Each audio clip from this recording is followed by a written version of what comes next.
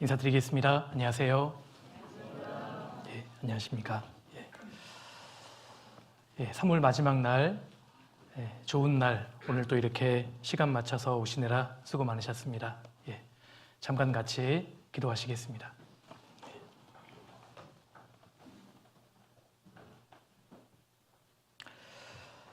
우주 만물을 창조하시고 지금도 살아계셔서 인간의 역사를 주관하시는 고마우신 하나님, 감사합니다. 이번 한 주간 하나님의 말씀인 성경을 배울 수 있는 마음과 여건을 허락해 주심을 또한 감사드립니다.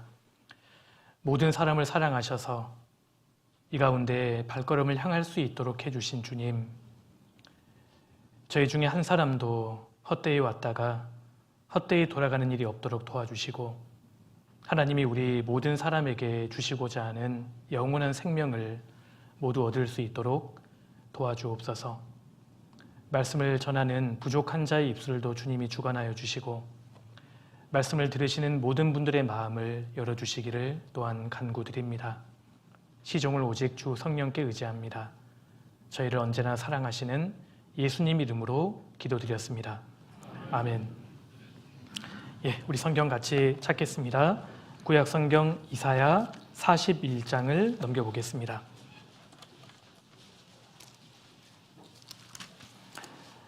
(41장)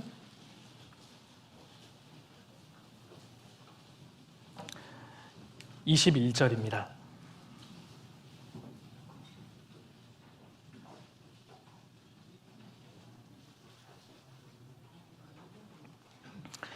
앞에 화면을 참고하셔도 괜찮겠습니다. 41장 21절부터 제가 몇 구절을 좀 읽어드리겠습니다. 나 여호와가 말하노니 너희 우상들은 소송을 일으키라. 야곱의 왕이 말하노니 너희는 확실한 증거를 보이라. 장차 당할 일을 우리에게 진술하라.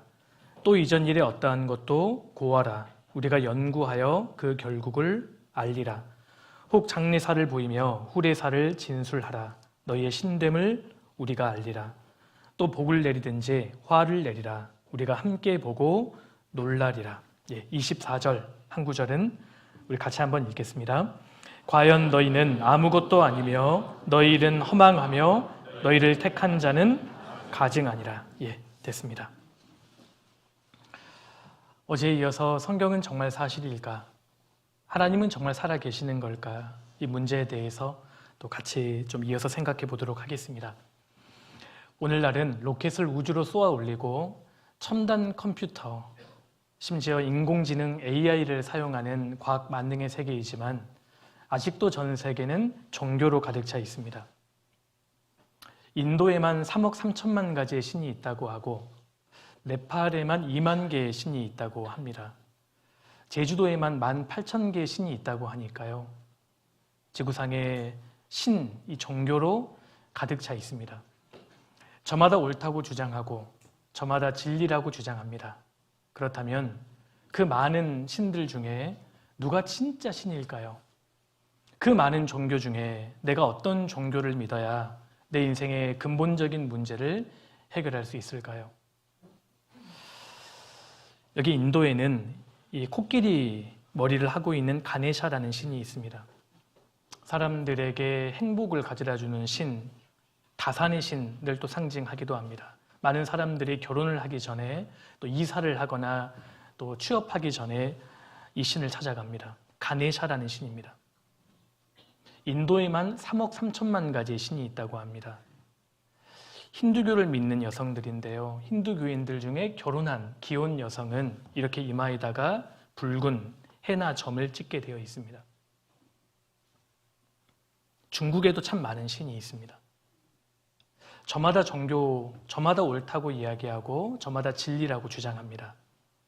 근데 혹시 그거 아십니까? 대부분의 모든 종교의 끝은 인신제사입니다. 인간의 생명을 요구합니다. 그래서 고대로부터 바알신 숭배는 어린 아이, 자식을 바치기도 했습니다. 하나님께서 이렇게 말씀하셨습니다.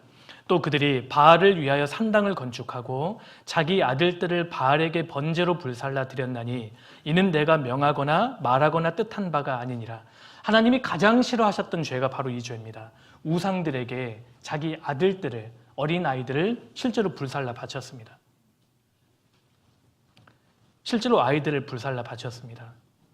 이런 악습들이 고대에 아주 많았습니다. 암몬, 인신제사를 드렸던 이 제단이 지금도 발견됩니다. 이 제단 밑에는 수천 개의 아이들 뼈조각으로 가득합니다. 실제로 몰렉신을 숭배했던 겁니다. 페니키아에도 인신제사를 드렸습니다.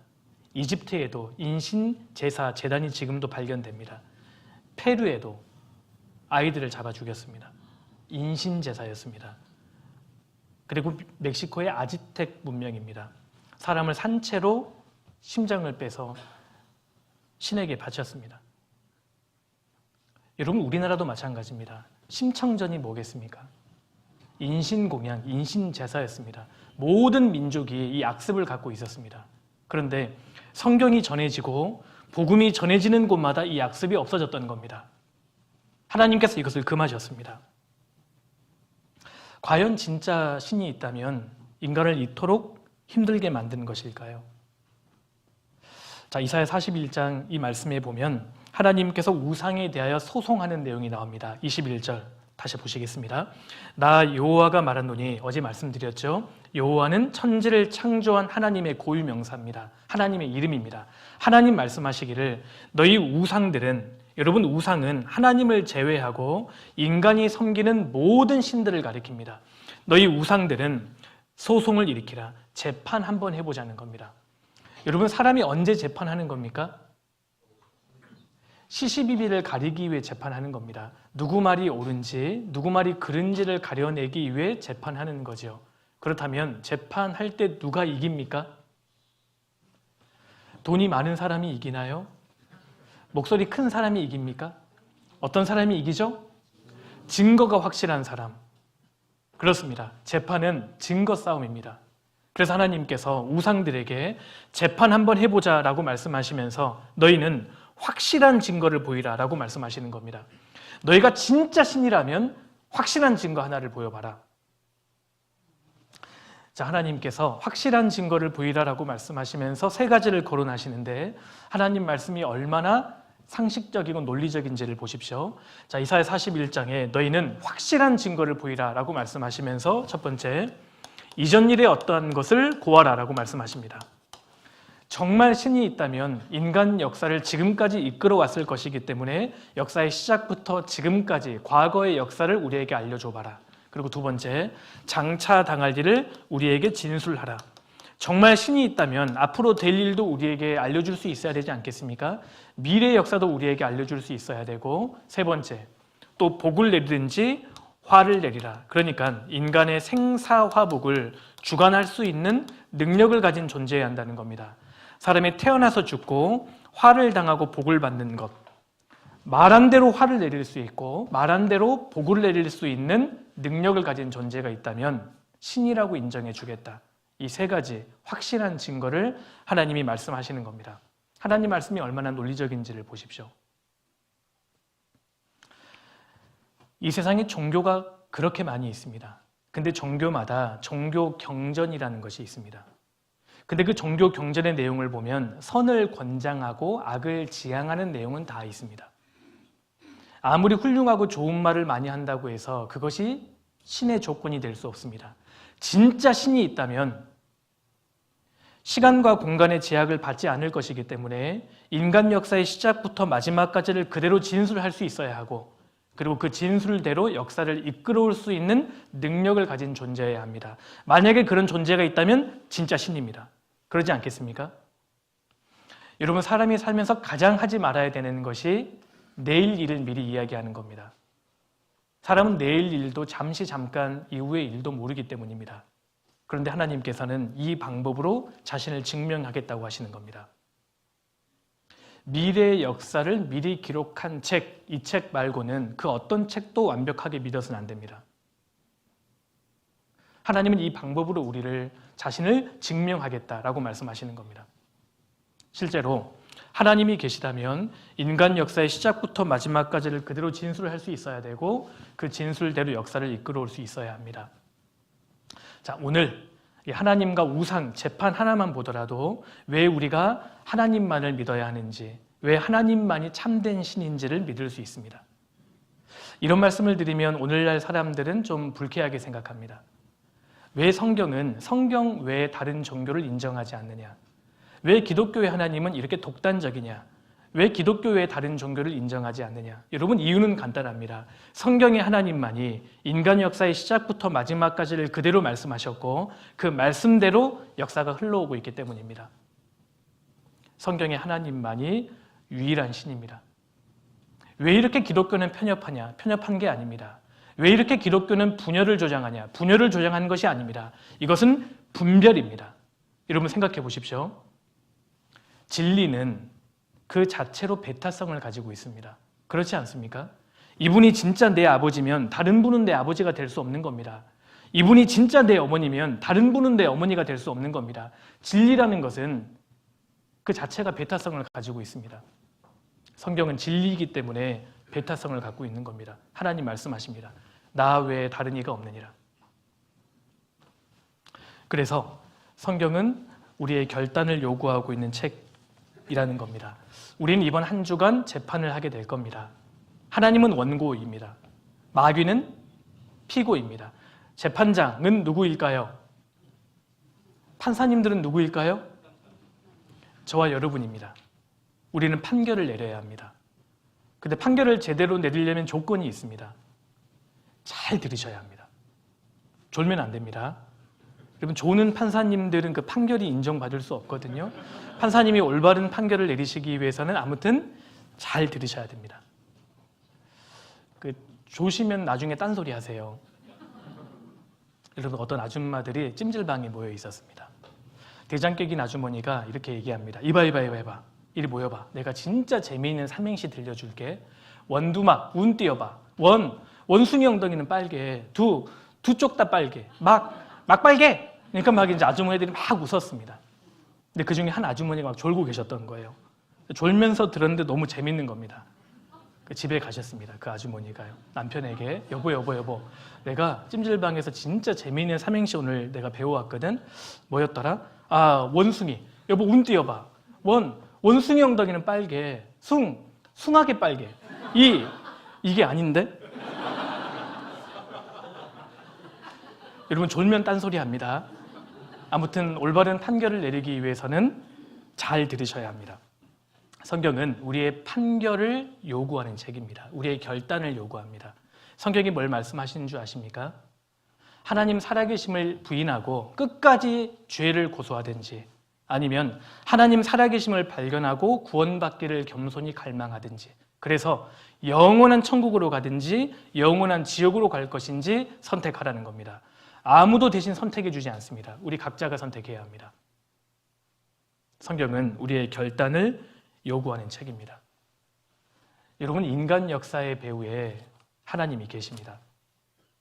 자, 여러분, 이 성경책에 역사의 시작부터 마지막까지가 미리 기록되어 있다면 이 책은 누구 책입니까? 하나님 책입니다. 하나님 살아계시는 것을 인정하셔야 합니다. 그래서 오늘은 역사의 시작에 있었던 몇 가지의 사건과 앞으로 일어날, 역사의 마지막에 일어날 한 가지의 사건을 간략하게 말씀드리겠습니다. 오늘 말씀만 잘 들어보셔도 하나님만이 유일한 신이라는 것을 아마 인정하시게 될 겁니다. 자,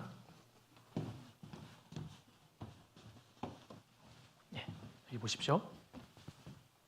지금 우리는 2026년도를 살고 있습니다. 지금 세계 인구가 한 몇 억 되는지 아십니까? 역시 우리 대구 중북교회는 수준이 굉장히 높으십니다.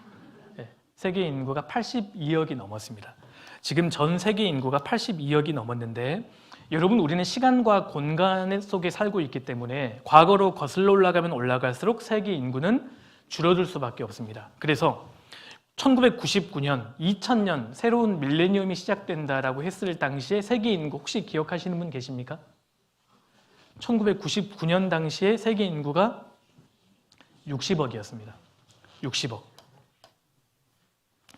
과거로 점점 거슬러 올라가면 1800년도에는 세계 인구가 10억이었다고 합니다. 세계 인구는 기하급수적으로 증가해 왔던 겁니다. 자, 지금으로부터 2000년 전에 세계 인구가 대략 2억이었습니다. 2억. 자, 과거로 점점 거슬러 올라가면 세계 인구가 1억이었을 때도 있었겠죠? 더 거슬러 올라가면 세계 인구가 10,000명, 1000명, 100명 계속 거슬러 올라가면 세계 인구는 결국 2명으로 귀결됩니다. 여러분, 이렇게 될 수밖에 없습니다. 우리는 시간과 공간 속에 살고 있기 때문에 반드시 이렇게 될 수밖에 없는 겁니다. 그런데 2명은 남자와 남자여도 안 되고 여자와 여자여도 안 됩니다. 반드시 남자와 여자 부부여야만 합니다. 왜 이게 가능하냐? 한 사람이 혈액형이 A5형이고 다른 한 사람이 B5형이었다면 정확하게 4가지 혈액형밖에 안 나옵니다. 지금 전 세계 사람들의 인종과 민족이 달라도 혈액형만 같으면 수혈이 가능합니다. 수혈이 가능하다는 것은 조상이 같다는 뜻입니다. 지금 A형, B형, AB형, O형 4가지밖에 없지 않습니까? 그런데 성경은 최초의 2사람의 이름과 그들이 살았던 장소까지 언급하고 있습니다. 한번 찾아보시겠습니다. 창세기 2장 한번 넘겨보겠습니다.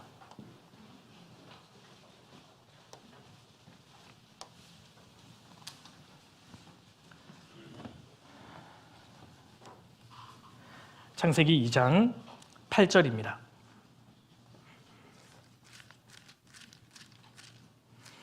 2장 8절 찾으셨으면 우리 같이 한번 읽겠습니다.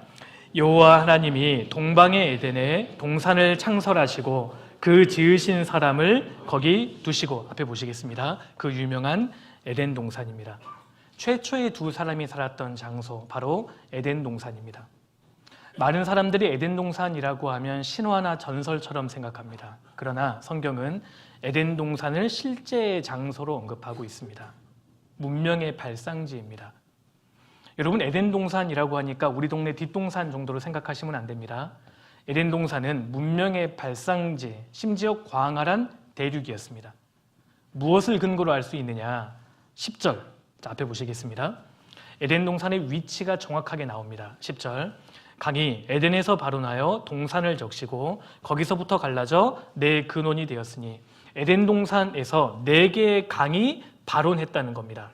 그런데 성경은 4개의 강의 이름까지 명시되어 있습니다. 11절에 첫째 이름은 비손이라 금이 있는 하일라 온 땅에 둘렸으며, 13절에 둘째 강의 이름은 기온이라 구스 온 땅에 둘렸고, 셋째 강의 이름은 hitdegel이라 아수르 동편으로 흐르며, 넷째 강은 유브라데더라. 4개의 강의 이름이 명시되어 있습니다. 근데 놀라운 것은 3번째 강 hitdegel의 영어식 발음이 티그리스이고요, 유브라데의 영어식 발음이 유프라테스입니다. 지금도 이 2개의 강은 흐르고 있습니다. 중동 지역이었다는 것을 알 수 있습니다. 바로 그 유명한 메소포타미아 문명입니다. 메소포타미아라는 뜻이 2 강 사이라는 뜻이지 않습니까? 바로 티그리스와 유프라테스 강을 의미합니다. 실제로 가장 오래된 문명이 메소포타미아 문명이고, 여기에서 이집트로, 인더스로, 황하 문명으로 발전되어 갔잖아요. 성경은 처음부터 사실을 말하고 있다는 겁니다. 그런데 에스겔 31장을 보면 에덴 동산이 지하로 내려갔다는 구절이 있는데, 오늘날 고고학은 비손과 기온강의 흔적까지 정확하게 발견해냈습니다. 오늘날 정확하게 에덴 동산의 위치가 밝혀집니다. 제가 설명해 드릴게요. 보십시오. 에덴 동산은 어디에 위치해 있었을까? 성서의 에덴 동산은 어디에 있었을까? 지중해 깊은 곳에 잠겼을까? 자, 성경에는 4개의 강의 이름이 명시되어 있는데 그 중에 2개는 지금도 흐른다는 겁니다. 바로 티그리스와 유프라테스입니다. 오늘날 중동 지역의 지도인데요, 2개의 강은 지금도 흐르고 있습니다. hitdegel, 티그리스, 유프라테스 강입니다. 그런데 비손강과 기온강의 흔적까지 정확하게 발견해냈습니다. 그러니까 과거에 이곳이 에덴 동산 지역이었다는 것을 밝혀낸 겁니다. 오늘날에는 사라진 강, 비손과 기온강의 흔적까지 규명해냈다. 자, 보십시오. 자, 비손강의 흔적까지 밝혀냈는데 성경에 보면 비손강이 금이 있는 하일라 온 땅에 둘렸다는 말씀이 있잖아요. 하일라 땅이 지금 사우디아라비아입니다. 이곳이 지금 하일라 땅입니다. 그런데 지금도 하일라 땅에 금 광산이 많이 있습니다. 금이 있는 하일라 땅이라고 했는데 지금도 금이 이렇게 많습니다. 금 광산이 지금도 남아있고, 마하드 아드 다하브 광산 같은 경우는 그 이름의 뜻이 금의 요람이라는 뜻입니다. 금이 있는 하일라 땅, 그 말씀도 사실입니다. 그리고 고대 강줄기 흔적이 지금도 발견되는데, 자 보십시오. 황량한 사막입니다. 근데 거대한 강줄기가 지금도 남아 있습니다. 자, 지금 황량한 사막인데 거대한 강줄기가 지금도 남아 있다는 걸 알고 계십니까? 고고학자들이 가서 발굴해 보니까 자갈로 가득 차 있습니다. 이 지역이. 여러분, 자갈은 사막에서 발견되어야 합니까? 강가에서 발견되어야 합니까? 강가에서 발견돼야 되잖아요. 근데 지금 사막인데 자갈들이 이렇게 많이 발견된다는 겁니다. 과거에는 거대한 강이 흘렀다는 증거입니다. 자, 보십시오. 위성 사진을 분석해 봤더니 지금도 강줄기가 뚜렷하게 보입니다. 비손강입니다. 비손강의 흔적을 발견해냈습니다. 그리고 기온강의 흔적도 발견해냈는데 구스 온 땅에 둘렸다는 기록이 있는데, 구스 온 땅에 기온강이 흘렀는데 지금 흐르고 있는 카룬강인 가능성이 굉장히 많습니다. 카룬강, 기온강입니다. 지금 흐르고 있습니다. 그러니까 4개의 강이 발원했던 이 지역이 과거에 에덴 동산 지역이었다는 겁니다. 보십시오. 중동 지역에서 성서 고고학 발굴 작업이 활발하다. 에덴 동산은 지금의 페르시아만이다. 에덴 동산은 메소포타미아에 있었다. 가장 오래된 문명이 메소포타미아입니다. 이곳에서 이집트로, 인더스로, 황하로 발전되어 갔던 겁니다. 성경은 처음부터 사실을 말하고 있습니다. 가장 오래된 문명은 메소포타미아 문명입니다. 재미있는 것은 에스겔 31장 16절에 에덴의 모든 나무가 지하로 내려갔다는 구절이 있다는 겁니다. 같은 장 18절에도 에덴 나무와 함께 지하에 내려갈 것이요, 에덴 동산의 모든 것이 지하로 내려갔다는 구절이 있는데, 놀랍게도 이곳에서 가장 많은 석유가 지금 매장되어 있습니다. 가장 많은 석유가 중동 지역, 과거의 에덴 동산 지역에 집중되어 있다는 겁니다. 세계 석유 50% 가까이가 중동 지역에 집중되어 있습니다. 그런데 석유는 절대 정상적인 방법으로 형성되지 않습니다. 석유의 원료는 생물의 사체입니다. 그러니까 엄청난 유기물질, 동식물들이 갑작스럽게 천재지변에 의해서 지하로 매몰되어야 하고, 지하에서 고압과 고열을 받았을 때 석유는 생성됩니다. 여러분, 석유는 절대 정상적인 방법으로 생성되지 않는 겁니다. 동식물의 유기물질이 갑작스럽게 지하로 매몰되어야 합니다. 그리고 지하에서 생성됩니다. 보십시오. 석유의 근원이 되는 물질은 오래전에 살았던 육지 및 해안의 동식물 유해입니다.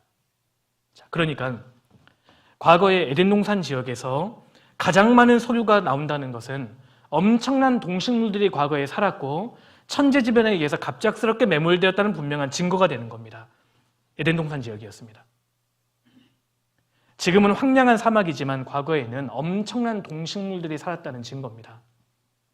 성경은 반드시 증거를 남깁니다. 자, 보십시오. 그리고 분자 생물학을 통해서 아담과 하와도 실존했다. 이것도 밝혀냅니다. 미토콘드리아 연구를 통해서 인류의 어머니는 단 한 명이다. Y옴 색채 규명을 통해서 인류의 아버지 역시 한 명이다. 이것도 과학적으로 밝혀냅니다. 결국은 보십시오. 모든 인류는 한 쌍에서부터 유래되었다. 한 남자와 한 여자, 한 쌍에 의해서 인류가 나온 겁니다. 오늘날 DNA 검사하는 사람들이 굉장히 많습니다. 드라마 같은 데 보면은 친자 확인을 위해서 그 DNA 검사를 하지 않습니까? 근데 오늘날은 이제 자기 피가 얼마나 섞여 있는지를 알아보기 위해서 DNA 검사를 하는 사람들이 꽤 많습니다. 혹시 DNA 검사 해보신 분 계실까요? 그렇게 여유로운 분이 여기 안 계시죠? 근데 DNA 검사를 하면 내 피가 몽골 피가 몇 퍼센트 섞였고 일본 몇 퍼센트, 중국 몇 퍼센트, 이것까지 다 알 수 있습니다. 그런데 지금 전 세계적으로 DNA 검사를 하는 사람들이 많기 때문에 이 DNA 데이터가 지금 축적되어 있는데, 재미있는 것은 자 보십시오. 사람의 DNA가 크게 세 갈래로 나누어진다는 겁니다. 세 줄기로 나누어집니다. 파란색은 황인종이고요, 백인종, 흑인종 세 갈래로 갈라집니다. 그런데 세계사 책에 보면 크게 셈족, 함족, 자벳 쪽으로 갈라지는데 이게 성경에 나와 있는 걸 알고 계십니까? 노아의 세 아들들의 이름이 셈과 함과 야벳입니다. 성경은 처음부터 사실을 말하고 있는 겁니다. 그리고 세 줄길로 크게 갈라지는데 끝까지 거슬러 올라가면 한 명으로 딱 압축됩니다. Y형 색채 규명을 통해서 이렇게 아담의 존재를 규명해낸 겁니다. 그래서 아담도 실제로 있었다. 자, 피부 색깔은 유전적으로 64가지가 가능합니다. 근데 이것을 줄이면 16가지가 되고 더 줄이면 사색 인종이 되는데 정확하게 한 세대 안에 사색 인종이 나올 수 있습니다. 조상이 같다는 뜻입니다. 황인종의 조상이 따로 있고요. 흑인종, 백인종의 조상이 따로 있다는 게 아닙니다. 조상은 같습니다. 유전적으로. 그러니까 이렇게 인종은 다양해도 결국 인류는 모두 한 가족이란 이야기다. 인류의 조상은 유전적으로 하나다. 성경은 사실입니다. 모든 사람이 결국 두 사람에서부터 유래되었고 두 사람이 살았던 장소, 에덴 동산의 위치까지로 정확하게 규명되었습니다. 자, 그런데 아담과 하와가 하나님 앞에 범죄했고 하나님께서는 아담과 하와를 에덴 동산 밖으로 쫓아내셨습니다. 그리고 다시는 들어오지 못하도록 에덴 동산을 지하로 완전히 엎어버리십니다. 이 내용이 창세기 2장과 3장에 기록되어 있습니다. 하나님은 사람은 사랑하십니다.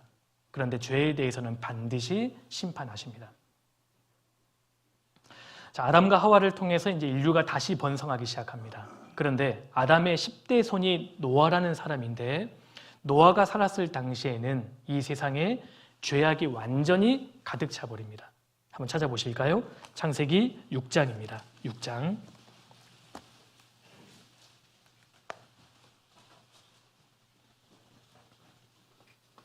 11절 보시겠습니다. 창세기 6장 11절입니다. 때에 온 땅이 하나님 앞에 패괴하여 강포가 땅에 충만한지라. 하나님이 보신즉 땅이 패괴하였으니 이는 땅에서 모든 혈육 있는 자의 행위가 패괴함이었더라. 자, 앞에 보시겠습니다. 때에 노아가 살았던 당시입니다. 노아 때에 온 땅이 하나님 앞에 패괴하여. 패괴라는 단어가 좀 어렵죠. 폐륜 범죄 생각하시면 됩니다. 주로 성적인 죄를 의미합니다. 성적인 죄, 그리고 강포가 영어로 violence입니다. 폭력, 포악, 살인죄를 의미합니다. 그러니까 주로 간음과 살인죄가 그 당시에 땅에 충만한지라. 하나님께서 땅이 패괴하였으니 이는 땅에서 모든 혈육 있는 자의 행위가 패괴함이었더라. 하나님께서는 사실 바로 심판하시는 분이 아닙니다. 사실은 오래 참으십니다. 그런데 개선의 여지가 없으면 반드시 하나님은 심판하십니다. 그래서 이 당시에 물로, 홍수로 이 세상을 심판하겠다고 말씀하셨고 그 당시 의인이었던 노아에게 구원받을 수 있는 방법을 알려주십니다. 방주를 만들라는 것이었습니다. 13절에요. 하나님이 노아에게 이르시되 모든 혈육 있는 자의 강포가 땅에 가득하므로 그 끝날이 내 앞에 이르렀으니 내가 그들을 땅과 함께 멸하리라. 14절 같이 읽겠습니다. 너는 잣나무로 너를 위하여 방주를 짓되 그 안에 간들을 막고 역청으로 그 안팎에 칠하라. 하나님께서는 노아에게 방주를 만들라고 말씀하십니다. 방주가 뭔지 아세요? 예, 방주는 쉽게 생각하면 뚜껑 달린 배 이렇게 생각하시면 됩니다. 근데 일반 배와 방주의 차이점은 배는 모터와 같은 추진력이 있고 방향을 제어할 수 있습니다. 근데 방주는 그런 거 없습니다. 방주는 그냥 안전하게 물 위에 떠 있는 선박입니다. 자, 하나님께서는 노아에게 방주를 만들라고 말씀하셨고 그 안에 칸막이를 만들고 역청으로 그 안팎에 칠하라. 역청은 아스팔트 찌꺼기인데요. 방수 효과가 있었습니다. 지금도 고대 사람들이 그 집을 만들 때, 중동에서 집을 만들 때 가옥에 안팎에 역청을 칠합니다. 방수제입니다. 하나님께서는 방수제를 칠하라고 말씀하시고 노아에게 한번 너 멋대로 한번 방주를 만들어 봐라 이렇게 말씀하시는 것이 아니라 자세하게 방주의 설계도를 알려주십니다. 15절 보십시오. 그 방주의 제도는 이러하니 장이 300규빗, 광이 50규빗, 고가 30규빗이며 거기 창을 내되 위에서부터 한 규빗에 내고 그 문은 옆으로 내고 상중하 3층으로 할지니라. 여기 방주의 제도가 나와 있습니다. 이 길이대로 방주를 만들면 이와 같은 모양입니다. 축구 경기장보다 훨씬 긴 직사각형 모양입니다. 우리와 같은 이 비전문가들이 이런 구조를 읽으면 아무런 감흥이 없습니다. 지금 깜짝 놀라시는 분들 한 분도 안 계시거든요. 그런데 배를 만드는 조선공학자들은 이런 구조를 그냥 넘어가질 않습니다. 과연 성경이 믿을 만한 책이냐 연구하기 시작하는데요. 제가 설명해 드리겠습니다. 자, 보십시오. 하나님께서는 노아에게 방주의 제도를 말씀하셨는데 장, 길입니다. 그리고 광, 너비, 그리고 고, 높이입니다. 여러분, 장이 몇 규빗이라고요? 제 얼굴 보면 답이 없습니다. 성경에 답이 있습니다. 장이 몇 규빗이요? 300규빗. 광이 몇 규빗입니까? 50규빗. 고 높이는요? 30규빗입니다. 여러분, 규빗하니까 약간 생소하시죠? 그 당시 3,500년 전의 기록이고요. 노아 홍수 사건이 있었던 것이 무려 4,800년 전입니다. 근데 그 당시에는 미터, 자 개념이 없었기 때문에 규빗이라는 이 단위를 사용했습니다. 성인 남성 팔꿈치부터 중지까지 이게 1규빗이었습니다. 대략 46.5cm 정도 되는데 이것을 미터로 환산해 보면 대략 150m, 광이 25m, 높이가 15m입니다. 그러니까 길이가 100m가 넘는 대형 선박이었습니다. 노아 방주가요. 이 길이의 비율을 보면 10대 1.7대 1입니다. 여러분, 그런데요. 10대 1.7대 1 이런 비율로 만들어야 세계적인 홍수를 견딜 수 있다는 결론이 나옵니다. 세계적인 쓰나미를 견디기 위해서는 반드시 이 비율로 만들어야 합니다. 인간이 만들 수 있는 최고로 안전한 대형 선박의 설계 비율입니다. 자동차 만드는 게 어려울까요? 배 만드는 게 어려울까요? 둘 다 어렵습니다. 근데 그보다 더 어려운 것은 사실은 배 만드는 게 굉장히 어렵습니다. 소형 선박과 또 대형 선박은 또 다릅니다. 대형 선박은 뒤집어줘도 안 되고요. 불어줘도 안 됩니다. 흔들림도 적어야 합니다. 기껏 살아남았더니 뚜껑 열어보니까 다 죽어 있습니다. 그럼 무슨 의미가 있겠어요? 흔들리는 것도 적어야 합니다. 그런데 인간이 만들 수 있는 가장 안전한 대형 선박의 설계 비율이 있습니다. 10대 1.7대 1입니다. 여러분, 인간이 최초로 대형 선박을 만든 게 200년도 안 됩니다. 그런데 3,500년 전 창세기의 기록에 가장 안전한 대형 선박의 설계 비율이 기록되어 있다는 겁니다. 실제로 1990년대에 우리나라 해사기술연구소에서 조선공학자들이 이 구절을 연구하다가 성경을 믿게 된 사람들이 꽤 많습니다. 놀라운 겁니다. 아무도 안 놀라시지만 제가 설명해 드리겠습니다. 자, 보십시오. 자, 이 노아의 방주의 크기는 여객기보다 훨씬 큰 규모이고 미국 켄터키주에서는 실제 사이즈로 방주를 만들어 보기도 했습니다. 상중하 3층으로 되어 있다는 기록이 있는데 이 정도의 규모라면 지구 동물 3배 이상이 수용 가능하다. 이것도 입증됐습니다. 자, 50분의 1의 모형을 만들어서 실험해 보았는데 노아의 방주는 매우 안전한 선박이었다. 과학적 실험 결과 나왔다. 30m 파고에도 거뜬하다. 심지어 높이 40m 파도에도 안전하다. 첨단 조선 기술보다 우수하다. 노아의 방주는 완벽한 선박이었다.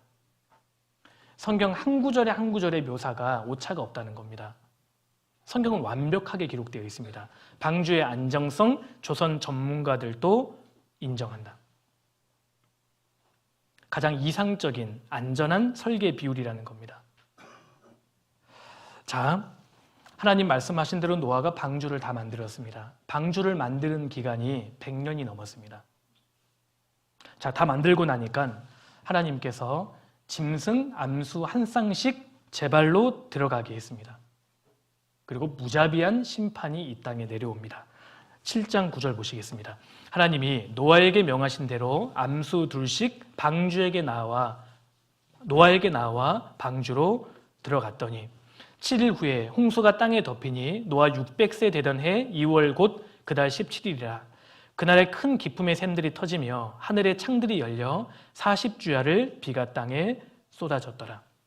하나님께서는 홍수로 전 세상을 심판하셨고 전 인류를 완전히 진멸하셨습니다.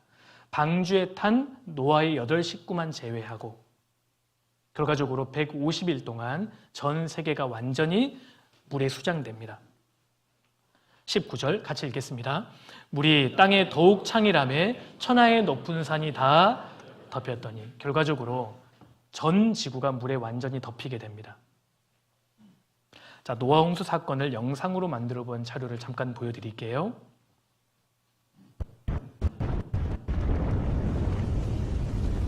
먼저 기쁨의 샘들이 터졌습니다.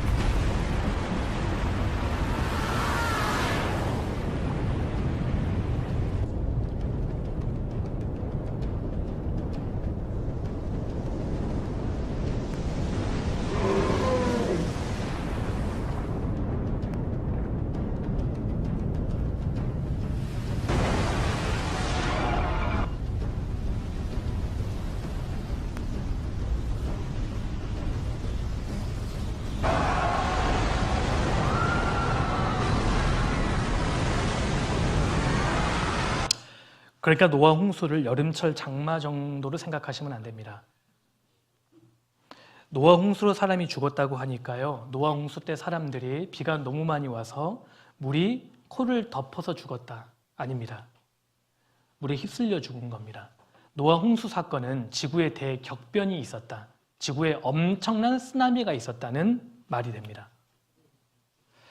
자, 하나님께서는 심판이 끝나자마자 바람을 불러일으켜서 물을 감하십니다. 8장 1절에 하나님이 노아와 그와 함께 방주에 있는 모든 들짐승과 육축을 권념하사 바람으로 땅 위에 불게 하심에 물이 감하였고 4절 같이 읽겠습니다.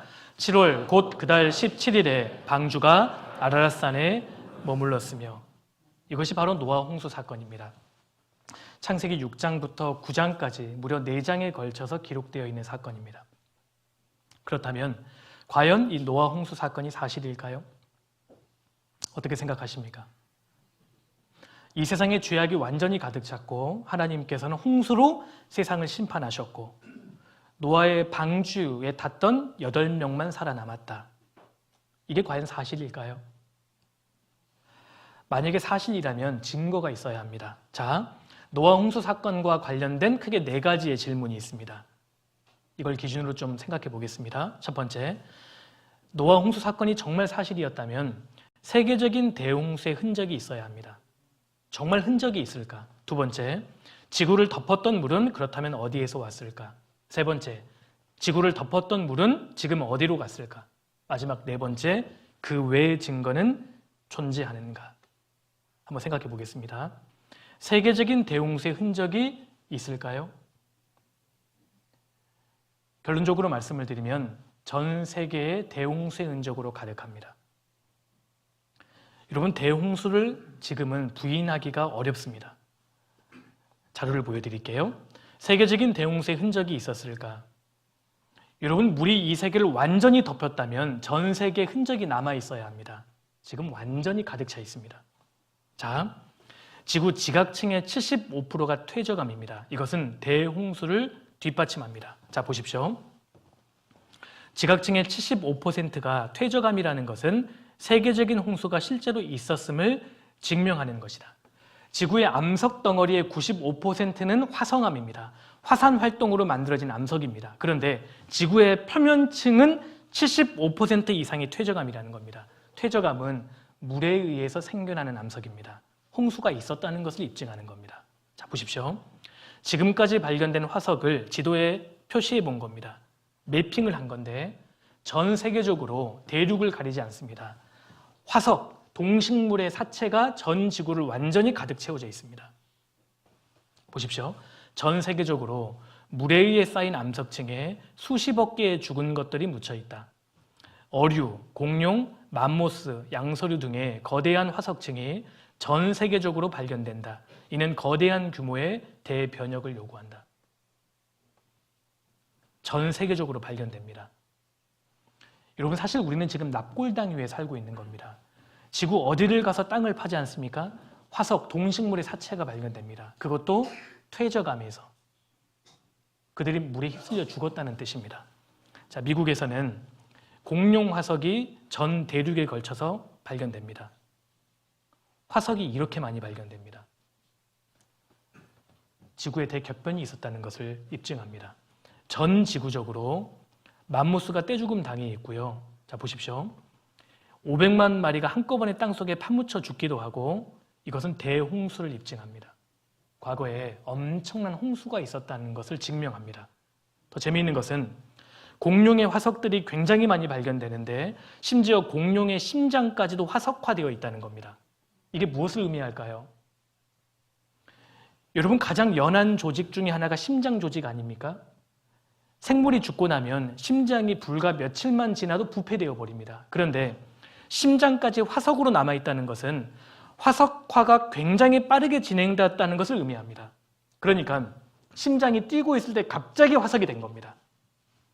보십시오. 2003년도에 공룡 티라노사우루스 화석이 발견됐는데 다리를 딱 절단해 봤더니 생체 조직이 발견됩니다. 심지어 고무줄처럼 늘어납니다. 이게 무엇을 의미할까요? 얼마 안 됐다는 겁니다. 공룡이 죽은 지가 얼마 안 됐다는 겁니다. 그리고 살아있을 때 갑자기 압사당했음을 의미합니다. 자, 보십시오. 공룡 화석들이 보존 상태가 너무 좋습니다. 이탈리아에서 발견된 공룡의 새끼 화석인데 거의 완전한 골격으로 내장까지도 남아 있었다. 화석들을 보십시오. 보존 상태가 너무 좋습니다. 자, 그러니까 이 물고기가 잘 놀고 있었는데 갑자기 물고기가 죽으면 다른 물고기가 뜯어먹고 박테리아 때문에 금방 형체가 사라집니다. 이렇게 해서는 화석이 만들어지지 않습니다. 그런데 지금 발견되는 물고기 화석들을 보세요. 보존 상태가 너무 좋습니다. 꼬리 지느러미, 등뼈까지 그대로 남아 있습니다. 아가미까지 그대로 보이고요. 발견되는 모든 화석의 보존 상태가 이렇게나 좋다는 겁니다. 지금 살아있는 것처럼 보이지 않습니까? 그러니까 화석과 지층은 오랜 시간 동안에 걸쳐서 만들어지는 것이 아니라는 겁니다. 자, 잘 놀고 있었는데요. 갑자기 흙이 덮친 겁니다. 이 흙의 속도는 물고기의 속도보다는 빨랐을 겁니다. 이 흙의 양도 엄청났을 겁니다. 결과적으로 다량의 흙이 갑자기 덮친 겁니다. 이렇게 해야 지층과 화석이 만들어집니다. 살아있을 때 갑자기 덮쳤다는 겁니다. 보존 상태가 너무 좋습니다. 이것은 살아있을 때 갑자기 매몰된 증거입니다. 오늘날 이게 밝혀집니다. 화석과 지층은 절대 오랜 시간에 의해 만들어지는 게 아닙니다. 화석과 지층이 만들어지는 데는 시간이 필요한 것이 아니라 이벤트가 필요한 겁니다. 엄청난 흙이 덮쳤다는 겁니다. 이런 화석들이 굉장히 많이 발견됩니다. 이 큰 물고기가요, 작은 물고기 잡아먹는 찰나의 화석이 됐습니다. 작은 물고기를 잡아먹었는데 소화시키기 전에 갑자기 화석이 된 겁니다. 이런 화석이 굉장히 많이 발견됩니다. 잡아먹는 찰나의 흙이 덮쳤다는 증거 아니겠습니까? 돌고래 화석인데요. 새끼 젖을 물리다가 화석이 됐습니다. 이렇게 보존 상태가 너무 좋습니다. 조개 화석인데 다 입을 다물고 있습니다. 지금 전 지구상에 발견되고 있는 조개 화석들이 다 입을 다물고 있습니다. 제가 한번 여쭤볼게요. 조개가 죽을 때 입을 벌리고 죽어요? 다물고 죽어요? 조개탕 드셔보셨잖아요. 벌리고 죽습니다. 근데 모든 조개 화석들이 지금 입을 다물고 있다는 것은 살아있을 때 갑자기 흙이 덮쳤다는 증거입니다. 오늘날 지질학자들이 이걸 밝혀냅니다. 지층과 화석은 어떻게 만들어지느냐? 저탕류입니다. 저탕류에 의해서 지층과 화석은 만들어진다. 저탕류라는 것은 흙과 물이 섞인 고밀도의 퇴적물입니다. 그러니까 아주 농도가 짙은 흙탕물 생각하시면 됩니다. 근데 저탕류는 어떻게 발생하느냐? 자연재해, 홍수입니다. 홍수. 저탕류에 의해서 지층과 화석이 빠른 시간 안에 만들어진다. 이게 밝혀졌는데, 그러니까 전 지구적으로 이렇게나 많은 화석이 발견된다는 것은 전 지구적으로 저탕류가 발생했다는 뜻이고, 저탕류는 홍수에 의해서 만들어진다. 전 지구적인 격변, 홍수가 발생했다는 것을 입증합니다. 노아 홍수 사건은 사실입니다. 사실. 오늘날은 홍수를 부정하고는 지질학을 설명을 못하게 되어 있습니다. 지금 전 세계가 홍수의 흔적으로 가득 차 있습니다. 제가 몇 가지만 소개해 드릴게요. 전 세계가 홍수의 흔적으로 가득 차 있는데 여기 미국의 유타주에 브라이스 캐니언이라고 있습니다. 내륙 지역인데 기묘한 수만 개의 첨탑으로 이 지형이 만들어져 있습니다. 자세히 보십시오. 물이 휩쓸고 지나간 자리입니다. 퇴적층입니다. 이 지형이 만들어지기 위해서는 최소한 이곳을 물이 덮어야 가능하다고 합니다. 자, 보십시오. 바닷가에서나 볼 수 있는 지형이잖아요. 근데 왜 이 지형이 내륙 지역에 있습니까? 물이 이곳을 덮었기 때문입니다. 밑에 애리조나주에 그랜드 캐니언이 있습니다. 세계적인 명소지요. 다녀오신 분도 아마 계실 거라고 생각합니다. 그랜드 캐니언.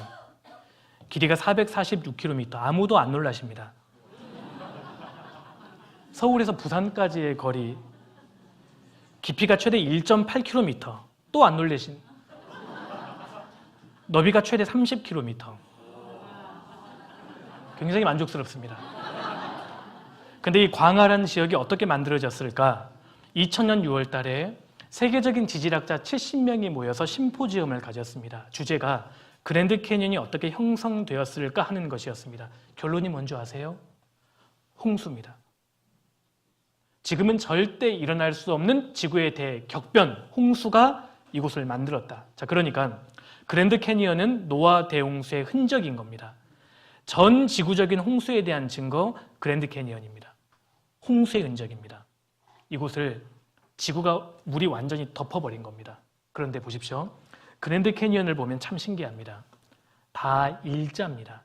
부분적인 침식도 없이 반듯한 지층이라는 겁니다. 오늘날 이게 밝혀집니다. 제가 한번 퀴즈를 내겠습니다. 이걸 실험해 보았는데요. 이 지층이 만들어지기 위해서 밑에 있는 1번 지층, 중간에 2번, 그리고 위에 3번. 어느 지층이 먼저 만들어질까요? 1번, 3번. 동시에 만들어집니다. 동시에. 이걸 실험을 해봤습니다. 자, 보여드릴게요. 한꺼번에 이동하는 고밀도 퇴적물의 흐름을 저탕류라고 하는데 오늘날 많은 지질학자들은 지층이 저탕류의 과정으로 형성된 것임을 인정한다. 수중에서 수평으로 흙을 이동시켰을 경우에도 이런 지층이 형성된다는 것. 물이 휩쓸고 지나가면서 동시에 만들어냅니다. 빠른 시간 안에 일자형 지층이 만들어진다는 겁니다. 이것이 최근에 밝혀졌습니다. 과거에는 밑에 쌓인 지층이 가장 오래되었고 수백만 년을 거쳐서 이 지층이 쌓인다고 생각했는데 아니었습니다. 엄청난 저탕류가 흐르면서 거의 동시에 이 지층을 만들어내는 겁니다. 그리고 오랜 세월 동안 지층이 만들어졌다면 이렇게 부분 침식이 되어서 삐뚤삐뚤해야 합니다. 그러지 않겠습니까? 일자형으로 만들어진다는 것은 이 지층이 동시에 만들어졌음을 의미합니다. 홍수에 의해서. 자, 보십시오. 이것이 입증된 사례가 있습니다. 미국의 1980년대에 세인트 헬렌 화산이 폭발합니다. 5월 달에요. 그런데 폭발하자마자 산 정상에 있는 수백만 그루의 나무가 완전히 뽑혀버렸습니다. 엄청난 화산이 폭발한 겁니다.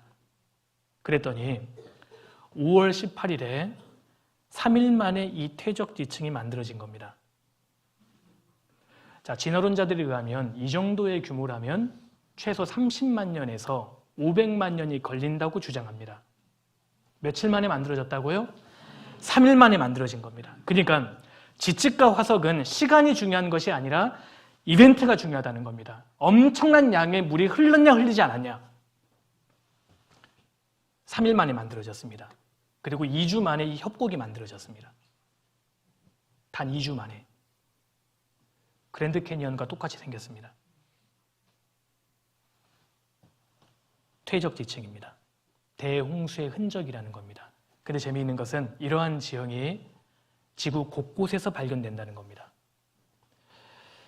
여기 중국의 시안 위구르 지역에 안지아의 그랜드 캐니언, 중국의 그랜드 캐니언이라고 불리는 지형이 있습니다. 그랜드 캐니언처럼 똑같이 생겼습니다. 이러한 지형이 만들어지려면 물이 완전히 덮어야 가능합니다. 아프리카 남쪽에 남미비아라는 나라가 있는데 피쉬 리버 캐니언이 있습니다. 그랜드 캐니언과 동일하게 생겼습니다. 이곳에서 홍수가 발생했다는 증거입니다. 그리고 중동에도 마찬가지입니다. 중동에 오만에 자발 샴스라는 곳이 있습니다. 중동의 그랜드 캐니언이라고 불리는 곳입니다. 동일하게 생겼습니다. 홍수가 발생했다는 뜻입니다. 전 지구적으로 발견됩니다. 몽골은 내륙 국가입니다. 그런데 차강소브라가라는 곳에 그랜드 캐니언처럼 똑같이 생긴 지형이 있습니다. 물이 이곳을 완전히 덮었다는 증거입니다. 전 세계가 대홍수의 흔적으로 가득 차 있는 겁니다. 노아 홍수 사건은 사실이었다는 뜻입니다. 자, 두 번째, 이것도 한번 생각해 보겠습니다. 그렇다면 지구를 덮었던 물은 어디에서 왔을까요? 성경에 답이 있습니다. 창세기 7장 11절에 노아 600세 되던 해 2월 곧 그달 17일이라 홍수가 발생한 날입니다. 그날에 먼저 큰 기품의 샘들이 터지며 하늘의 창들이 열렸다고 말씀하셨는데 큰 기품의 샘들이 먼저 터진 겁니다. 오늘날 땅 아래에 제2의 바다가 있다는 게 밝혀집니다. 먼저 지하에서 엄청난 지하수와 천유수가 폭발해버린 겁니다. 그런데 여기 보세요. 지구 대양을 합친 것보다 3배 이상의 물이 지하에서 발견된다. 오늘날 과학이 이걸 밝혀냈습니다. 그러니까 지하에 있던 물이 터져버린 겁니다. 그리고 두 번째, 하늘의 창들이 열렸다고 되어 있는데 창세기 1장 7절에 하나님이 천지를 창조하실 때 하나님이 궁창을 만드사 하늘을 만드사 하늘 아래의 물과 하늘 위의 물로 나누셨다는 구절이 있습니다. 그러니까 자, 보십시오. 노아 홍수 전의 지구는 하늘 아래의 물은 바다잖아요. 하늘 위의 물은 지구를 투명한 물층에 둘러싸고 있었다는 것을 유추해 볼 수 있는 겁니다. 노아 홍수 때 이 물층이 지구에 다 쏟아져 버린 겁니다. 하늘의 창들이 열렸다는 겁니다. 이 물이 다 지구로 쏟아져 버렸습니다. 자, 만약에 물층이 존재했다면 지구는 어떠한 모습이었을까? 물층이 있었다면 태양으로부터 오는 살인광선, 감마선, X선, 자외선을 완전히 차단시켜 준답니다. 자외선은 피부 노화의 주범입니다. 잘 아시죠? X선은 엑스레이 찍을 때 발생하는 선입니다. 병원에서 엑스레이 찍을 때는 소량으로 조절해서 괜찮지만 다량으로 쬐버리면 인체에 치명적인 악영향을 미칩니다. 감마선은 핵이 폭발할 때 발생하는 선입니다. 인체가 녹아버립니다. 만약에 물층이 있었다면 이 세 가지의 살인 광선을 완전히 차단시켜줍니다. 자, 그러면 자, 보십시오. 만약에 물층이 있었다면 지구에서는 어떠한 현상이 나타났을까? 극에서 극까지 온화한 기후이고 바람과 폭풍우가 없으며 불모지의 확장이 없습니다. 성장기가 계속됩니다. 그 결과 수명이 완전히 길어지고 동식물의 종이 더 많아진다는 결론이 나오는 겁니다. 그러니까 화석이 이해가 되는 거예요. 왠지 아십니까? 지금 발견되는 화석의 크기가 지금보다 2~3배 가량은 큽니다. 포유류 같은 경우는 지금 존재하는 생물 크기보다 화석으로 발견되는 크기가 2~3배 가량 큽니다. 물층이 있었기 때문입니다. 성장기가 계속되니까요. 이게 잠자리 화석입니다. 지금 잠자리가 이 정도 크기거든요. 그러니까 과거에 잠자리 크기가 얼마나 컸겠습니까? 한쪽 날개의 길이가 30cm니까 한 1m짜리의 잠자리가 날아다닌다고 생각해 보십시오. 별로 안 놀라시는데 이런 잠자리 집에 키우시나 봐요. 자, 보십시오. 바퀴벌레가 30cm, 나비가 56cm, 소가 9m. 이런 화석이 지금 발견되는 겁니다. 과거에 물층이 있었다는 증거입니다. 자, 일반적으로 포유류는 오늘날과 비교할 때 그 크기가 2배에 달한다. 그래서 화석 증거에 의하면 초기 지구는 지금과 매우 달랐다는 말이 나오는 겁니다. 바퀴벌레가 30cm. 기분이 막 황홀하겠죠? 거미가, 자이언트 거미가 발견됩니다. 이게 진해인데요. 진해가 3m가 넘습니다. 화석이. 오늘날의 비버, 화석으로 발견되는 비버는 한 2~3배가량 큽니다. 물층이 있었기 때문입니다. 암모나이트가 이렇게 거대합니다. 이게 무슨 화석일까요? 쥐입니다. 쥐. 오늘날 쥐 크기가 이 정도인데 이 정도의 대가리, 아니 머리라면 쥐 몸무게가 700kg 정도 된답니다. 700kg. 700kg 하니까 감이 안 오시죠? 티코가 800kg 정도 되거든요. 티코만한 쥐가 다닌다고 생각해 보십시오. 그럼 고양이는 또 얼마나 컸겠어요? 그러니까 홍수 전에는 지금과 지구 환경이 완전 달랐다는 겁니다. 자, 소가 9m짜리가 발견되고요. 거북이 화석이 이렇게 거대합니다. 사람 발자국도 큽니다. 어떤 사람 발자국은 공룡과 거의 비슷할 정도입니다. 그러니까 태고의 세계는 거인족의 세계이다라는 말이 나오는 겁니다. 지금 발견되는 가장 거대한 인체, 인간의 화석이 키가 11m. 거의 거인입니다. 거인. 11m 상상이 되십니까? 지금 지구의 환경과 굉장히 달랐던 겁니다. 왜냐하면 대기권 위에 투명 수막으로 지구를 보호하고 있었기 때문이었을 것이다. 그리고 물층이 있었다면 인간 수명도 900살이 가능했다는 결론이 나옵니다. 왜요? 노아 홍수 전에는 하늘에 물층이 존재했기 때문입니다. 이 물층이 땅에다 쏟아져 버린 겁니다. 실제로 성경을 보면 노아를 기점으로 인간의 수명이 급감하는 것을 볼 수 있습니다. 물층이 사라졌기 때문입니다. 인간의 교만이 장수의 복을 차버렸다. 자, 세 번째, 그렇다면 지구를 덮었던 물은 어디로 갔을까? 물론 성경에 답이 있습니다. 시편 104편 6절에 옷으로 덮음같이 땅을 바다로 덮으심에 물이 산들 위에 섰더니 노아 홍수 때입니다. 그런데 주의 견책을 인하여 도망하며 주의 우레소리를 인하여 빨리 가서 주의 정하신 처소에 이르렀고, 같이 읽겠습니다. 산은 오르고 골짜기는 내려갔나이다. 하나님이 어떻게 물을 감하셨느냐? 산은 오르게 하고 골짜기는 내려가게 하심으로 물을 감하셨다는 겁니다. 그러니까 노아 홍수 전에는 거대한 산맥들이 없었습니다. 노아 홍수 마칠 때 하나님 물을 감하시기 위해서 거대한 조산운동을 일으키셨다는 말이 됩니다. 자, 보십시오. 물이 산들 위에 섰는데 산은 오르고 골짜기는 내려갔나이다. 이 과정을 거쳐서 물을 이렇게 감하신 겁니다. 그러니까 높은 산맥 위에 해저의 화석들이 발견되는 겁니다. 조산운동으로 물을 감하신 겁니다. 2000년에 세계의 지질학자들이 모여서 이렇게 결론을 내렸습니다. 지금의 산과 골짜기 형태는 오늘날 한 번도 본 적이 없는 엄청난 에너지가 수반된 대격변의 침식으로 생겨났다라고 결론 지었습니다. 오늘날 산과 골짜기는 어떻게 만들어지느냐? 첨첨 윤길에서 만들어진 게 아니라 엄청난 대격변의 침식으로 만들어졌다. 노아 홍수 때입니다. 조산운동으로 물을 감하신 겁니다. 우리가 지금 살고 있는 지구는 이렇게 울퉁불퉁합니다.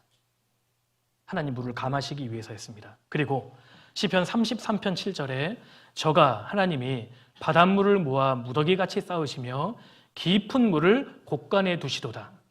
물을 감하실 때 먼저 깊은 물을 곳간에 두신 겁니다. 지구상에 곳간이 이렇게나 많습니다. 해구입니다. 엄청난 물이 깊은 곳간에 저장이 되어 있습니다.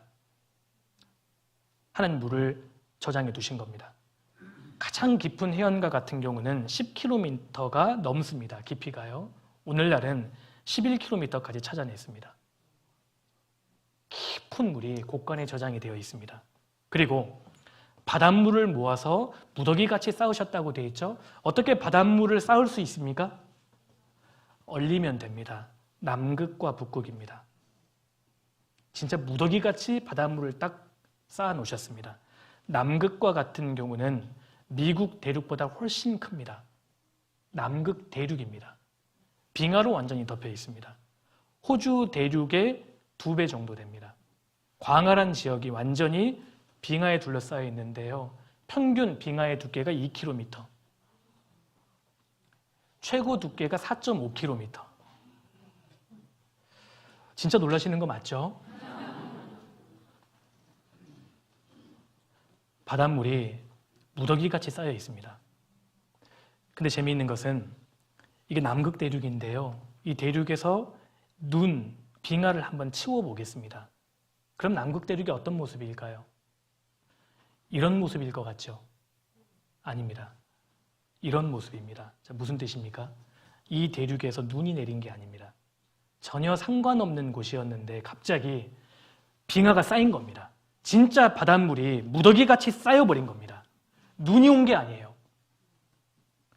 바닷물을 하나님이 쌓아놓으신 겁니다. 그리고 남극의 얼음이 다 녹는다면 해수면이 58m 정도 상승하게 되고, 그렇게 되면 세계의 주요 도시들이 다 완전히 잠기게 됩니다. 그리고 높은 곳도 낮은 곳도 없이 평평하게 지구를 고른다면 어떻게 될까? 지구는 거의 완전히 바다에 덮인 상태가 된다고 합니다. 제가 설명해 드릴게요.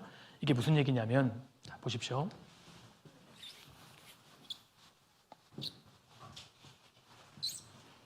지금 우리가 살고 있는 이 지구는 평평하지 않습니다. 울퉁불퉁합니다. 높은 산맥이고 골짜기가 있고 높은 산맥 골짜기가 있고 이런 식으로 울퉁불퉁하게 생겼습니다. 그리고 여기 북극과 남극이 있습니다.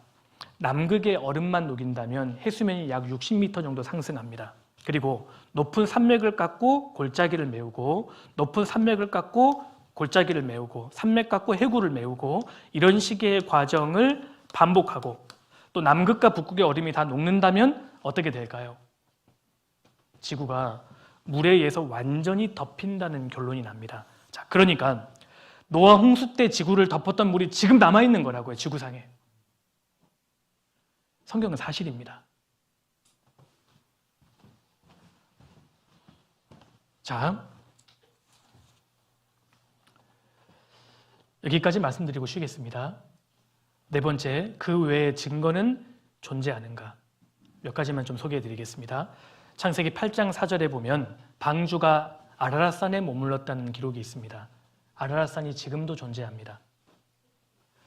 터키와 아르메니아 국경 지역에 아라라트 산이 있습니다. 아라랏산입니다. 5,165m입니다. 여기 튀르키예가 있는데 아르메니아 국경 지역에 아라랏산이 있습니다. 이 지역을 현지인들은 쿠흐누흐라고 부릅니다. 여러분, 누흐가 노아를 가리킵니다. 노아의 산이란 뜻입니다. 예로부터 아라랏산을 쿠흐누흐라고 불렀습니다. 아라랏산입니다. 5,165m인데 해발 4,000m 이상은 만년설입니다. 1년 내내 눈으로, 빙하로 덮여 있습니다. 이곳에서 방주를 발견했다고 하는 증언들이 굉장히 많습니다. 기원전 7세기부터 사람들이 노아 방주 탐사를 시도했고 발견했다는 증언과 문서 자료가 굉장히 많습니다. 요세푸스 역사가입니다. 유대 고대사에 이렇게 썼습니다.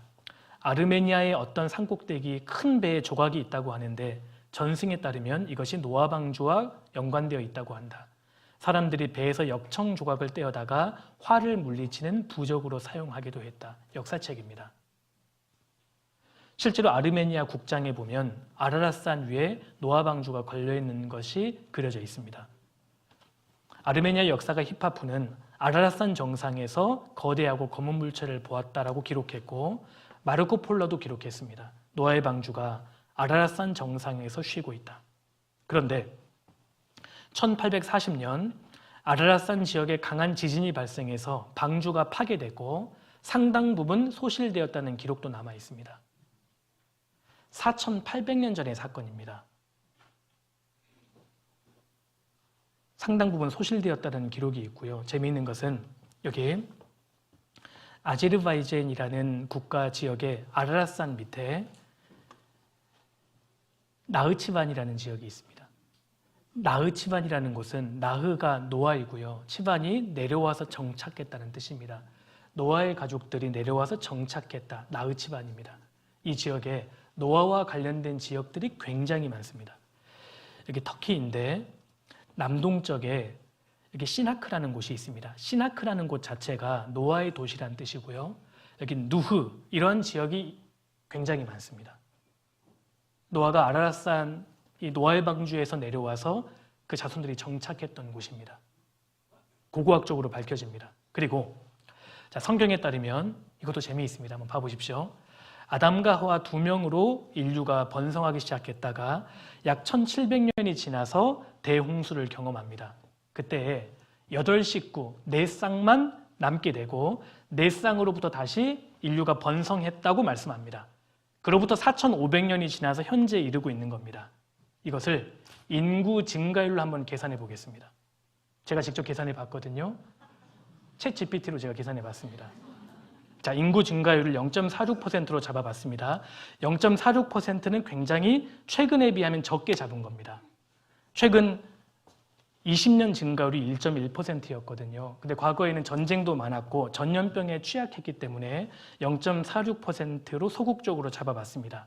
자, 이렇게 계산해 보면 세계 인구가 지금 몇 억이 살고 있을까요? 어떻게 생각하십니까? 약 80억입니다.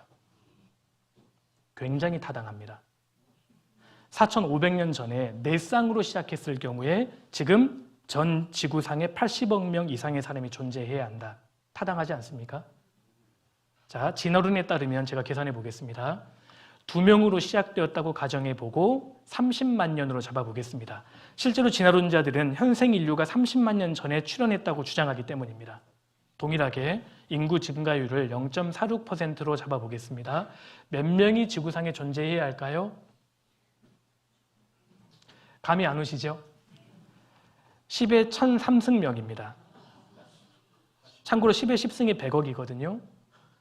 10의 1003승명이면 지구상의 인간을 다 수용을 못합니다. 우리가 누워있을 수도 없게 됩니다. 이게 가능합니까? 100번 양보해 보겠습니다. 인구 증가율을 0.1%로 잡아보겠습니다. 인구 증가율이 0.1%일 수가 없습니다. 이건 굉장히 비과학적으로 잡아본 겁니다. 100번 양보해서요. 계산해 보겠습니다. 30만 년이 지나면 몇 명이 존재해야 할까? 10의 130승명입니다. 잘 이해가 안 되시는 것 같은데 아무튼 말이 안 된다고 보시면 됩니다. 성경이 사실입니다. 성경이. 인구학적으로 봐도 성경이 사실입니다. 노아 홍수 사건은 역사적인 사실이었습니다. 잠깐 쉬시겠습니다. 오늘 또 5분만 쉬었다가 다시 자리해 주시면 감사하겠습니다. 예, 자리해 주시면 감사하겠습니다. 예, 성경 같이 찾겠습니다. 구약 성경 에스겔 38장을 넘겨보겠습니다.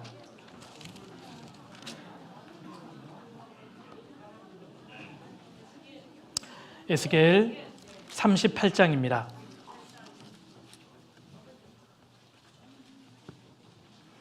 에스겔 38장 1절입니다.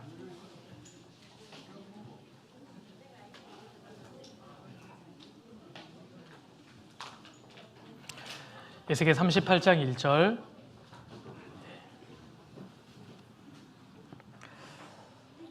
제가 읽겠습니다. 여호와의 말씀이 내게 임하여 가라사대 인자야 너는 마국 땅에 있는 곧 로스와 메섹과 두발 왕에게로 얼굴을 향하고 그를 쳐서 예언하여. 예, 됐습니다.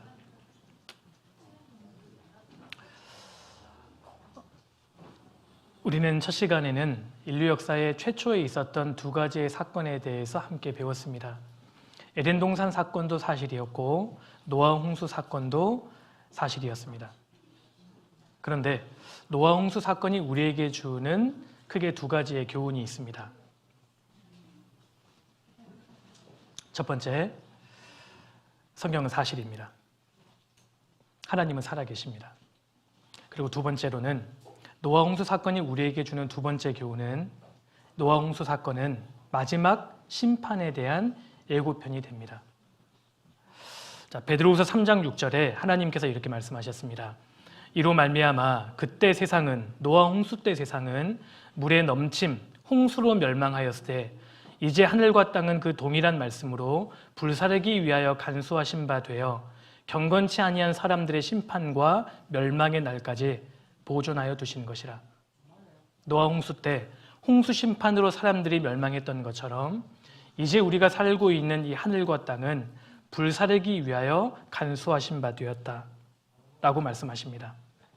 노아 홍수 사건은 마지막 불심판에 대한 예고편입니다. 그래서 우리에게 경고와 교훈이 되는 겁니다. 우리가 지금 살고 있는 이 세상은 절대 천년 만년 지속되는 것이 아닙니다. 반드시 불심판이 있습니다. 머지않아 하나님께서는 마지막 전쟁을 활용해서 이 세상을 불로 심판하실 겁니다. 성경은 마지막 때 일어날 전쟁에 대해서 아주 자세하게 예언하고 있습니다. 전쟁을 일으키는 나라와 전쟁하는 목적, 전쟁 공격 대상의 나라들, 동맹을 맺는 나라, 마지막 전쟁 때 사용되는 무기까지, 그리고 전쟁의 전개 양상, 전쟁의 결과까지 성경은 자세하게 예언하고 있습니다. 마지막 전쟁은 하나님께서 이 세상을 불로 심판하시는 도구가 됩니다. 그래서 오늘 마지막 이 두 번째 시간에는 아직 이루어지지 않은 사건입니다. 역사의 마지막에 일어날 전쟁에 대해서 간략하게 말씀을 드리겠습니다. 이 전쟁이 지금 우리 시대에 준비되고 있습니다. 자, 에스겔 38장 다시 앞에 보시겠습니다. 에스겔 38장은 지금으로부터 2600년 전에 기록된 구약 성경입니다. 그걸 염두하고 보시길 바랍니다. 1절 여호와의 말씀이 내게 임하여 가라사대 인자야 너는 마곡 땅에 있는 곡, 하나님께서 에스겔 선지자에게 말씀합니다. 너는 이렇게 예언하라는 겁니다. 마곡 땅에 있는 곡에게 예언하라. 도대체 곡이 누구냐? 곧 로스와 메섹과 두발 왕이라는 겁니다. 여러분, 예로부터 러시아 땅을 마곡 땅이라고 불렀습니다. 지금도 비행기를 조종하는 파일럿들은 러시아 땅을 마곡, MAGOG라고 읽습니다. 그리고 마곡 땅에 있는 곡은 왕입니다. 구체적으로 로스와 메섹과 두발 왕입니다. 예로부터 로스에서 러시아라는 단어가 나왔습니다. 여러분, 부족이나 종족의 이름에다가 전미어 A를 붙이면 나라 이름이 됩니다. 코리아라고 하면 고려인들의 나라라는 뜻입니다. 차이나라고 하면 진의 나라라는 뜻이지 않습니까? 아메리카, 그러니까 종족에다가 A를 붙이면 보통 나라 이름이 됩니다. 로스에다가 A를 붙이면 러시아가 됩니다. 로스의 나라라는 뜻입니다. 그리고 메섹은 히브리 말로 메섹이고 헬라 말로 모스크입니다. 모스크바의 어원입니다. 그리고 두발은 구소련의 최대의 주 이름이 투볼스크입니다. 투볼스크의 어원입니다. 그러니까 로스와 메섹과 두발은 지금 러시아를 의미합니다. 여기에 대해서 이견이 없습니다. 자, 지금으로부터 2600년 전에 마지막 전쟁을 예언하고 있는데 러시아가 공격할 것이다. 자, 마곡, 지금의 우크라이나, 러시아, 크리미아, 그루지아 등지를 가리킵니다. 1787년도 지도인데요. 여기 MAGOG, 마곡 보이십니까? 지금의 우크라이나, 러시아의 땅을 의미합니다. 마곡입니다. 자, 고대 언어의 연구로 세계적인 권위자인 게세니우스 박사는 로스가 러시아의 원이고 두발이 투볼스크, 메섹이 모스크바의 원이며 이들의 종족이 분명히 현재의 러시아인을 구성하고 있다고 말한다. 러시아를 의미합니다. 1700년대의 사람인 영국의 주교 로버트 로스가 이렇게 얘기했습니다. 에스겔서에서 로스는 현대 러시아인 이름을 유래한 스키티아 주민을 의미한다. 러시아란 이름은 17세기에야 생겨났으며 고대 이름인 러스에서 유래되었다. 러시아를 의미합니다. 자, 1843년도에 출생한 스코필드라는 미국의 신학자가 1909년에 이렇게 말합니다. 이들의 후손은 현재 러시아에서 주로 거주한다. 대체적으로 현재 러시아는 마곡, 두발, 메섹의 땅이다. 그러니까 성경을 건전하게 문자적으로 믿었던 사람들은 에스겔 38장의 기록을 반드시 러시아로 봤습니다. 원래부터. 러시아가 마지막 전쟁을 일으킬 것이다. 자, 보십시오. 1850년대 세계 지도입니다. 메섹입니다. 메섹. 지금의 모스크바의 어원이 된 겁니다. 자, 러시아란 나라는 9세기 초에 슬라브족과 바랑고이족이 점차 결집해서 루스라는 국가를 형성했다. 로스입니다. 로스. 러시아란 나라가 최초의 국가 형태가 된 것이 9세기 초입니다. 키이우 루스였습니다. AD 9세기에 만들어집니다. 그전에는 러시아란 나라가 없었습니다. 근데 성경은 지금으로부터 2600년 전에 마지막 전쟁은 러시아가 일으킬 것이다. 그것을 예언하고 있는 겁니다. 그 말씀이 기록되고 나서 무려 약 1500년이 지나서 러시아라는 최초의 국가 형태가 생긴 겁니다. 키우 루스입니다. 루스의 어원은 노를 젓는 사람, 항해자라는 뜻입니다. 키우 루스입니다. 자, 3절입니다. 이르기를 주 여호와의 말씀에 로스와 메섹과 두발 왕 고가 러시아입니다. 내가 너를 대적하여 너를 돌이켜 갈고리로 내 아가리를 꿰고 너와 말과 기병 곧 내 온 군대를 끌어내되 완전한 갑옷을 입고 큰 방패와 작은 방패를 가지며 칼을 잡은 큰 무리와. 마지막에 이 러시아가 최강의 군대가 되어서 전쟁을 일으키게 될 겁니다. 근데 4절 이 표현이 참 재미있습니다. 갈고리로 내 아가리를 꿰서 내 온 군대를 끌어낼 것이다. 이 표현은 물고기를 잡을 때 물고기가 바늘에 이렇게 딱 걸리는 그럴 때 쓰이는 표현입니다. 그러니까 머지않아 러시아가 전쟁을 할 수밖에 없는 상황에 직면하게 될 겁니다.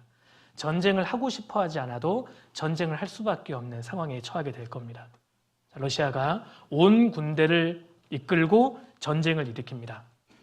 15절 보십시오. 내가 내 고토 극한 북방에서 많은 백성 곧 다 말을 탄 큰 떼와 능한 군대와 함께 오되. 러시아 땅을 극한 북방이라고 말씀하고 있습니다. 실제로 러시아 고향 고토는 극한 북방입니다. 러시아를 의미하는 것이 분명합니다. 자, 지금 러시아 대통령은 푸틴 대통령입니다. 그러니까 지금 만약에 이 전쟁이 발발한다면 곡은 푸틴을 의미하는 겁니다. 러시아의 왕이 푸틴이기 때문입니다. 지금 푸틴은 5번째 취임식을 가졌습니다. 2022년도에 실제로 러시아가 우크라이나를 공격했습니다. 이것을 보면 머지않아 러시아가 마지막 전쟁도 일으킬 수 있다는 것을 우리가 실감할 수 있는 겁니다. 최강의 군대가 되어서 우크라이나를 공격했습니다. 공교롭게도 세계에서 가장 많은 핵무기를 보유하고 있는 나라는 러시아입니다. 이 마지막 전쟁은 핵전쟁이 될 겁니다. 이따 제가 설명드릴게요. 보십시오. 22년도에 푸틴 대통령이 국가 존립에 위협이 있을 때 핵무기 사용할 것이다. 핵무기 사용할 것이다. 라고 엄포를 놓기도 했습니다. 마지막 전쟁은 핵전쟁이 될 겁니다. 자, 그렇다면 러시아가 누구를 칠까요? 이스라엘을 공격할 것이다. 이것도 예언하고 있습니다. 자, 여기 8절 보십시오. 8절. 여러 날 후 곧 말년에 마지막 때입니다. 마지막에 일어날 전쟁입니다. 내가 명령을 받고 그 땅 곧 오래 황무하였던 이스라엘 산에 이르리니. 실제로 이스라엘 땅은 2000년 가까이 황무지가 되어 있었습니다. 내일 자세히 말씀드릴게요.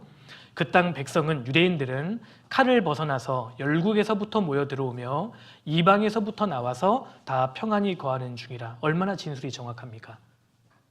내일 자세히 말씀드릴 겁니다.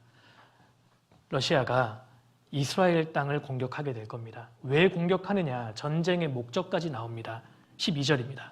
물건을 겁탈하며 노략하리라 하고 내 손을 들어서 황무하였다가 지금 사람이 거처하는 땅과 열국 중에서 모여서 짐승과 재물을 얻고 세상 중앙에 거하는 백성을 치고자 할 때, 세상 중앙에 거하는 백성, 유대인들을, 이스라엘을 가리킵니다.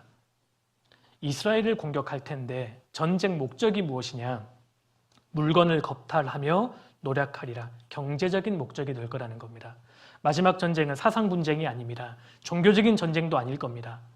경제적인 목적으로 러시아가 이스라엘을 공격하게 될 겁니다. 이 말씀이 우리 시대에 준비되고 있습니다. 실제로 이스라엘은 세상 중앙에 거하는 백성입니다. 이스라엘이 끼고 있는 바다가 지중해지 않습니까? 지구 중앙에 있는 바다란 뜻입니다. 이스라엘, 유대인들은 세상 중앙에 거합니다. 이스라엘을 공격할 거라는 겁니다. 자, 보십시오. 러시아는 갈수록 경제가 악화되고 있습니다. 지금 러시아는 점점 고립될 수밖에 없습니다. 러시아에는 자체 산업이 없습니다. 군수 산업과 천년 자원을 팔아서 먹고 사는 나라가 러시아입니다. 러시아는 공장이 별로 없습니다. 전쟁을 해야만 유지할 수 있는 나라이기도 하고 천년 자원을 팔아서 유지되는 나라가 러시아입니다. 그런데 오늘날 보십시오. 우크라이나 전쟁을 통해서 가스 수출이 반토막이 났습니다. 지금 러시아 경제가 말이 아닙니다. 국제적으로 제재를 받고 있지 않습니까? 자, 2월달 신문입니다. 전쟁 5년 차에 접어드는 러시아 경제 총체적 위기에 봉착했다. 점점 경제적으로 고립되고 있습니다. 자, 미국이 베네수엘라를 공격해서 정권을 교체했습니다. 이것이 러시아에게는 굉장히 치명적입니다. 알고 계십니까? 최근에 미국이 이란을 공격했습니다. 이것이 러시아에게 굉장히 골칫덩어리입니다. 왜 미국이 베네수엘라의 정권을 교체하고 이란 정권 교체를 노리는 줄 아십니까? 중국과 러시아 때문입니다. 중국과 러시아 숨통을 쥐겠다는 겁니다. 러시아는 점점 고립될 수밖에 없습니다. 자, 보십시오. 그런데 물건을 겁탈하며 노력할 것이다. 경제적인 목적으로 공격한다고 말씀하셨는데 이스라엘 무엇을 뺏기 위해서 치는 것일까요? 놀랍습니다. 2010년대에 들어와서 이스라엘 땅에서 방대한 양의 석유가 계속 발견됩니다. 자, 이스라엘이 텔아비브 해안에서 석유를 발견하기도 하고 13년도 신문입니다. 한때 에너지를 의존했던 이스라엘, 이제 새로운 대형 가스의 생산국이 되다. 흥미로운 것은 러시아 푸틴 대통령의 학술 논문 주제가 러시아 경제 발전을 위한 천년 자원 전략입니다. 푸틴 대통령은 누구보다 천년 자원의 중요성을 알고 있는 대통령입니다. 근데 지금 천년 자원을 수출을 못합니다. 러시아가. 이스라엘을 공격할 수밖에 없습니다. 어쩔 수 없이 국제적인 무대가 조성이 될 겁니다. 자, 보십시오. 23년도 신문입니다. 러시아와 이스라엘 관계는 지금 악화되고 있다. 이스라엘 전쟁, 러시아는 어느 편일까? 푸틴은 이스라엘을 나치에 비유하기 시작합니다. 머지않아 러시아가 이스라엘을 공격하게 될 겁니다. 경제적인 목적으로. 또 놀라운 것은 러시아가 마지막 전쟁을 일으킬 때 동맹을 맺는 나라 리스트까지 성경에 기록이 되어 있습니다. 한번 보시겠습니다. 5절입니다. 5절. 그들과 함께한 바 방패와 투구를 갖춘 바사와 구스와 붓과 고멜과 그 모든 때와 극한 북방의 도갈마 족속과 그 모든 때 곧 많은 백성의 무리를 너와 함께 끌어내리라. 여러분 2600년 전의 기록이라고 말씀드렸습니다. 앞에 보시겠습니다. 그들과 함께한 바 러시아와 함께하는 나라 리스트입니다. 첫 번째 바사입니다. 바사 페르시아입니다. 페르시아가 지금의 어느 나라지요? 1935년도에 페르시아 바사가 국명을 바꿨습니다. 이란입니다. 이란. 이거 참 신기합니다. 여러분 이란은 원래 친미 국가였습니다. 완전히 친이스라엘 국가였습니다. 여러분 이스라엘이 나치에 의해서 유대인들이 학살당할 때 중동 국가 중에서 유대인들에 대해서 진짜 관용적인 나라가 있었습니다. 이란이었습니다. 그런데 갑자기 이란이 이슬람 혁명이 발발하면서 1979년부터 친러시아 국가가 됩니다. 지금은 완전히 반미 국가가 되는 겁니다. 마지막에 러시아가 이스라엘을 공격할 텐데 가장 먼저 러시아 편에 설 나라 이란으로 성경은 기록되어 있습니다. 두 번째 구스입니다. 구스는 에티오피아입니다. 여러분 지금도 에티오피아 사람들을 쿠시인들이라고 부릅니다. 이것도 참 놀라운 기록입니다. 77년도까지는 에티오피아가 친미 국가였기 때문입니다. 77년부터 공산국가로 돌변합니다. 지금 친러시아 국가가 되어 있습니다. 붓은 리비아입니다. 여러분 한국 하면 코리아지 않습니까? 코리아 하면 한국입니다. 붓 하면 예로부터 리비아입니다. 리비아 하면 원래 붓입니다. 69년 전까지는 친미 국가였습니다. 69년도부터 반미 국가가 됩니다. 지금 친러시아 국가가 되어 있습니다. 여러분 지금도 고멜이라는 도시를 가진 나라가 있습니다. 벨라루스입니다. 대표적인 지금 친러시아 국가가 되어 있습니다. 그리고 극한 북방의 도갈마 족속과 여러분 도갈마라는 그 용어가 우리나라어로 발음하면 돌궐입니다. 기억하십니까? 돌궐족. 지금 어디 나라입니까? 튀르키예입니다. 터키입니다. 돌궐, 튀르키예입니다. 제가 설명해 드릴게요. 자 보십시오. 영어 성경으로 보면 바사, 페르시아, 이란입니다. 붓, 리비아, 구스, 에티오피아, 고멜, 그리고 도갈마 족속. 자 보십시오. 바사는 35년도에 이란으로 국가명을 변경했는데 79년도부터 신정국가가 됩니다. 극단적인 이슬람주의자들이 정권을 지금 차지했습니다. 친러시아 국가가 됐습니다. 구스는 에티오피아인데 여러분 기억하십니까? 한국전쟁 중에 우리나라를 가장 도와줬던 아프리카 나라가 있습니다. 에티오피아입니다. 반공국가였습니다. 그런데 77년도부터 친러시아 국가, 공산국가로 돌변했습니다. 붓은 리비아입니다. 원래 친미 국가였지만 69년도부터 반미 국가가 지금 되어 있습니다. 보십시오. 페르시아, 바사, 지금의 이란입니다. 이란은 대표적인 친미 국가였다가 반미로 지금 돌변했습니다. 지금 미국과 이란은 외교 단절되어 있는 상황이고, 자, 보십시오.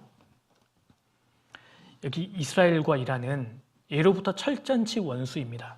이란이 완전히 돌변했기 때문입니다. 원래 이란이 이렇지 않았습니다.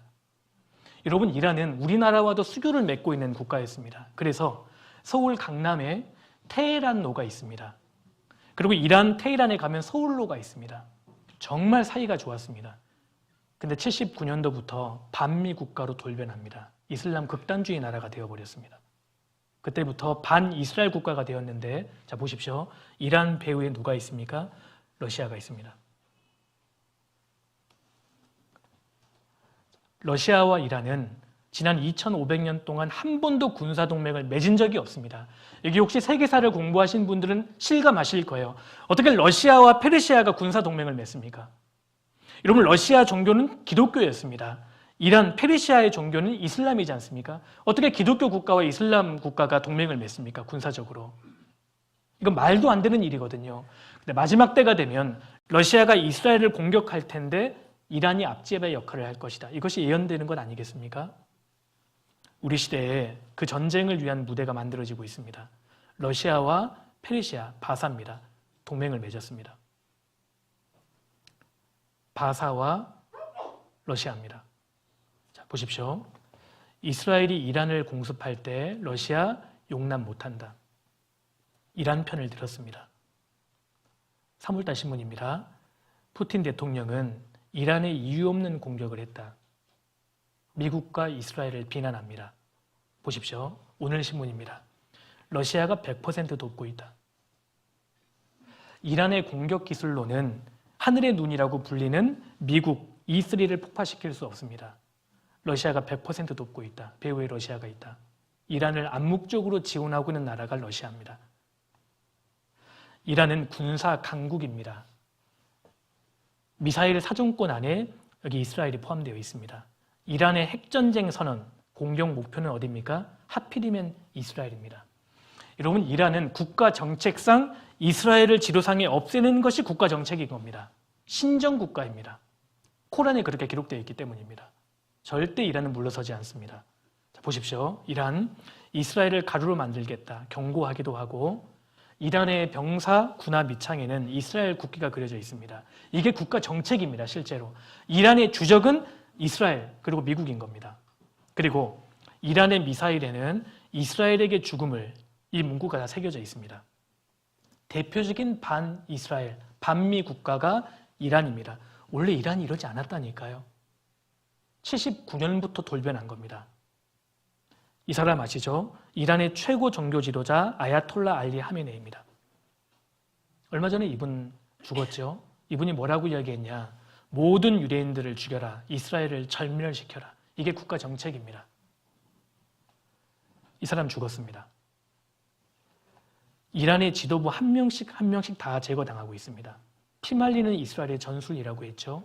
대부분 다 죽었습니다. 그럼 과연 이란이 몰락할까요? 그렇지 않습니다. 이란의 정권 교체는 아마 어려울 겁니다. 이스라엘을 위협하지 못하도록 개편되지 않을 거라는 겁니다. 왜 그렇습니까? 마지막 러시아가 이스라엘을 공격할 때 이란이 가담할 것이 예언되어 있기 때문입니다. 이란은 레짐 체인지는 이루어지지 않습니다. 정권 교체는 이루어지지 않을 겁니다. 자, 그리고 구스는 에티오피아의 옛 이름입니다.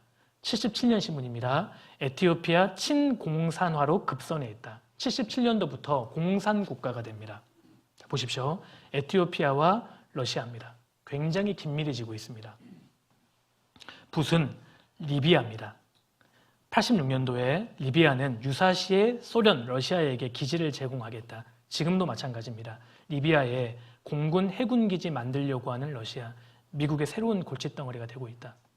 리비아입니다. 러시아와 상호 협력 증진한다. 그리고 고멜이 지금 벨라루스 남부의 대도시 이름이기도 하는데요. 여기 고멜입니다. 벨라루스입니다. 대표적으로 친러시아 국가입니다. 여기 고멜입니다. 벨라루스, 하얀 루스, 백러시아를 의미합니다. 벨라루스입니다. 고멜에서 회담을 갖기도 했고, 푸틴은 벨라루스에 핵무기를 배치했습니다. 같이 싸우겠다는 겁니다. 러시아에서 닷새간 연합훈련을 벌이기도 했고 러시아와 벨라루스 공동 준비에 돌입한다. 전술 핵무기 훈련을 위해서. 그리고 도갈마 족속입니다. 튀르키예, 아제르바이잔 말 그대로 돌골족입니다. 도갈마 족속입니다. 재미있는 것은 6.25 한국전쟁 중에 터키는 우리나라를 도와주었던 친미 국가입니다. 기억하시죠? 2002 월드컵 기억하십니까? 우리 학생들은 아직 안 태어났다는 표정이신데 월드컵 3, 4위전 우리나라랑 터키하고 했습니다. 형제 국가였습니다. 그런데 튀르키예가 지난 몇 년간 러시아와 이란과 가깝게 되면서 이스라엘을 적대합니다. 지금 튀르키예가 바뀌고 있습니다. 1850년대 그 지도입니다. 여기 도갈마 혹시 보이십니까? 지금 튀르키예입니다. 도갈마 족속, 튀르키예, 아제르바이잔입니다. 자, 보십시오. 푸틴 러시아 대통령, 에르도안 튀르키예 대통령입니다. 함부로 애틋하게 지금 밀월 관계에 들어서 있습니다. 미국과 터키 66년 동맹에서 이젠 적으로 돌아서나 18년도 신문인데요. 튀르키예 에르도안 대통령은 유엔 총회에 참여해서 이스라엘 지도를 보이면서 이스라엘은 지도상에서 없어져야 된다. 이 발언까지 일삼았습니다. 완전히 반 이스라엘 국가가 지금 되어 있습니다. 자, 보십시오. 튀르키예는 테러와의 전쟁에서 이란을 지지하겠다. 이란을 지지합니다. 하메네이가 사망하자 튀르키예 대통령 형제 나라 이란에 애도를 표한다. 보십시오. 반미로 뭉친 러시아, 이란, 튀르키예 22년도 신문입니다. 사실 소름 끼치는 장면인 겁니다. 에스겔 38장이 그대로 성취되는 겁니다. 로스, 바사, 도갈마 족속입니다. 우리 시대에 이루어지는 겁니다. 심지어 튀르키예는 러시아의 파병까지 한 상황입니다. 아십니까? 전쟁 나면 같이 싸우는 겁니다. 리비아, 부시입니다. 지금 튀르키예와 리비아가 얼마나 사이가 좋은지 모릅니다. 튀르키예는 이스라엘과는 교역을 전면 중단한 상황입니다. 알고 계셨습니까? 완전히 반이스라엘 국가가 되어 있습니다. 심지어 에르도안 대통령은 이스라엘 침공할 수 있다. 공개적으로 위협하기도 했습니다. 자, 보십시오. 튀르키예가 이스라엘을 비난합니다. 이란이 이스라엘을 비난합니다. 러시아가 이스라엘을 비난합니다. 에스겔 38장에 나와 있는 나라 리스트를 제가 세계지도에다가 색칠해 본 겁니다. 곡 러시아입니다. 바사 이란, 구스 에티오피아, 붓 리비아, 도갈마 튀르키예 아제르바이잔, 고멜 벨라루스. 지도상을 보면 이스라엘을 중앙에 놓고 동서남북을 완전히 포위하고 치러 온다는 걸 알 수 있는 겁니다. 우리 시대에 이 무대가 지금 준비되고 있는 겁니다. 근데 더 놀라운 것은 러시아가 이스라엘을 공격할 때 주변국들의 반응까지 기록되어 있다는 겁니다. 그러니까 이스라엘 편에 서서 러시아를 비난하게 될 국가들 리스트까지 기록되어 있습니다. 13절 보시겠습니다. 13절 스바와 드단과 다시스의 상고와 그 부자들이 내게 이르기를 내가 탈취하러 왔느냐 내가 내 무리를 모아 노략하고자 하느냐 은과 금을 빼앗으며 짐승과 재물을 취하며 물건을 크게 약탈하여 가고자 하느냐 하리라 하셨다 하라. 자, 앞에 보십시오. 이 말씀도 2600년대에 기록된 겁니다. 우리 시대에 정확하게 이해됩니다. 자, 러시아가 주변국들을 대동하고 이스라엘을 공격할 때 그 세력을 비난하게 될 나라들입니다. 먼저 스바와 드단입니다. 여러분, 스바와 드단이 오늘날 어떤 나라인 줄 아십니까? 사우디아라비아, 걸프 국가입니다. 걸프 국가들입니다. 다시스의 상고. 예로부터 다시스는 스페인을 의미했는데 다시스와 교역했던 상인들, 상고는 지금의 서부 유럽과 북부 유럽을 통칭합니다. 유럽 세력들입니다. 대체적으로 지금 EU 국가들입니다. 그리고 그 부자들이라고 했잖아요. 히브리 원어로 젊은 사자들, 복수로 기록되어 있습니다. 예로부터 사자가 그 나라를 대표했던 국가가 있습니다. 대영제국입니다. 사자입니다. 그리고 대영제국이 개척했던 젊은 사자들, 그 부자 국가들, 지금 미국, 캐나다, 호주 같은 나라들입니다. 젊은 사자입니다. 신대륙입니다. 하나같이. 제가 설명해 드릴게요. 이 말씀이 우리 시대에 그대로 이루어지고 있습니다. 스바와 드단은 아라비아 반도, 현재 사우디아라비아, 쿠웨이트, 카타르, 오만, 아랍에미레이트 등을 가리킵니다. 재미있는 것은 이 나라들은 지금 이슬람 온건파 순위파입니다. 이란과 대적 중이고 미국과 동맹 중입니다. 이것도 참 신기합니다. 자, 보십시오. 1850년대 지도입니다. 스바와 드단, 지금의 아라비아 국가, 아라비아 반도 국가들입니다. 스바와 드단입니다. 걸프 국가들입니다. 재미있는 것은 여기 보십시오. 사우디, 이스라엘, 미국과 동맹 중입니다.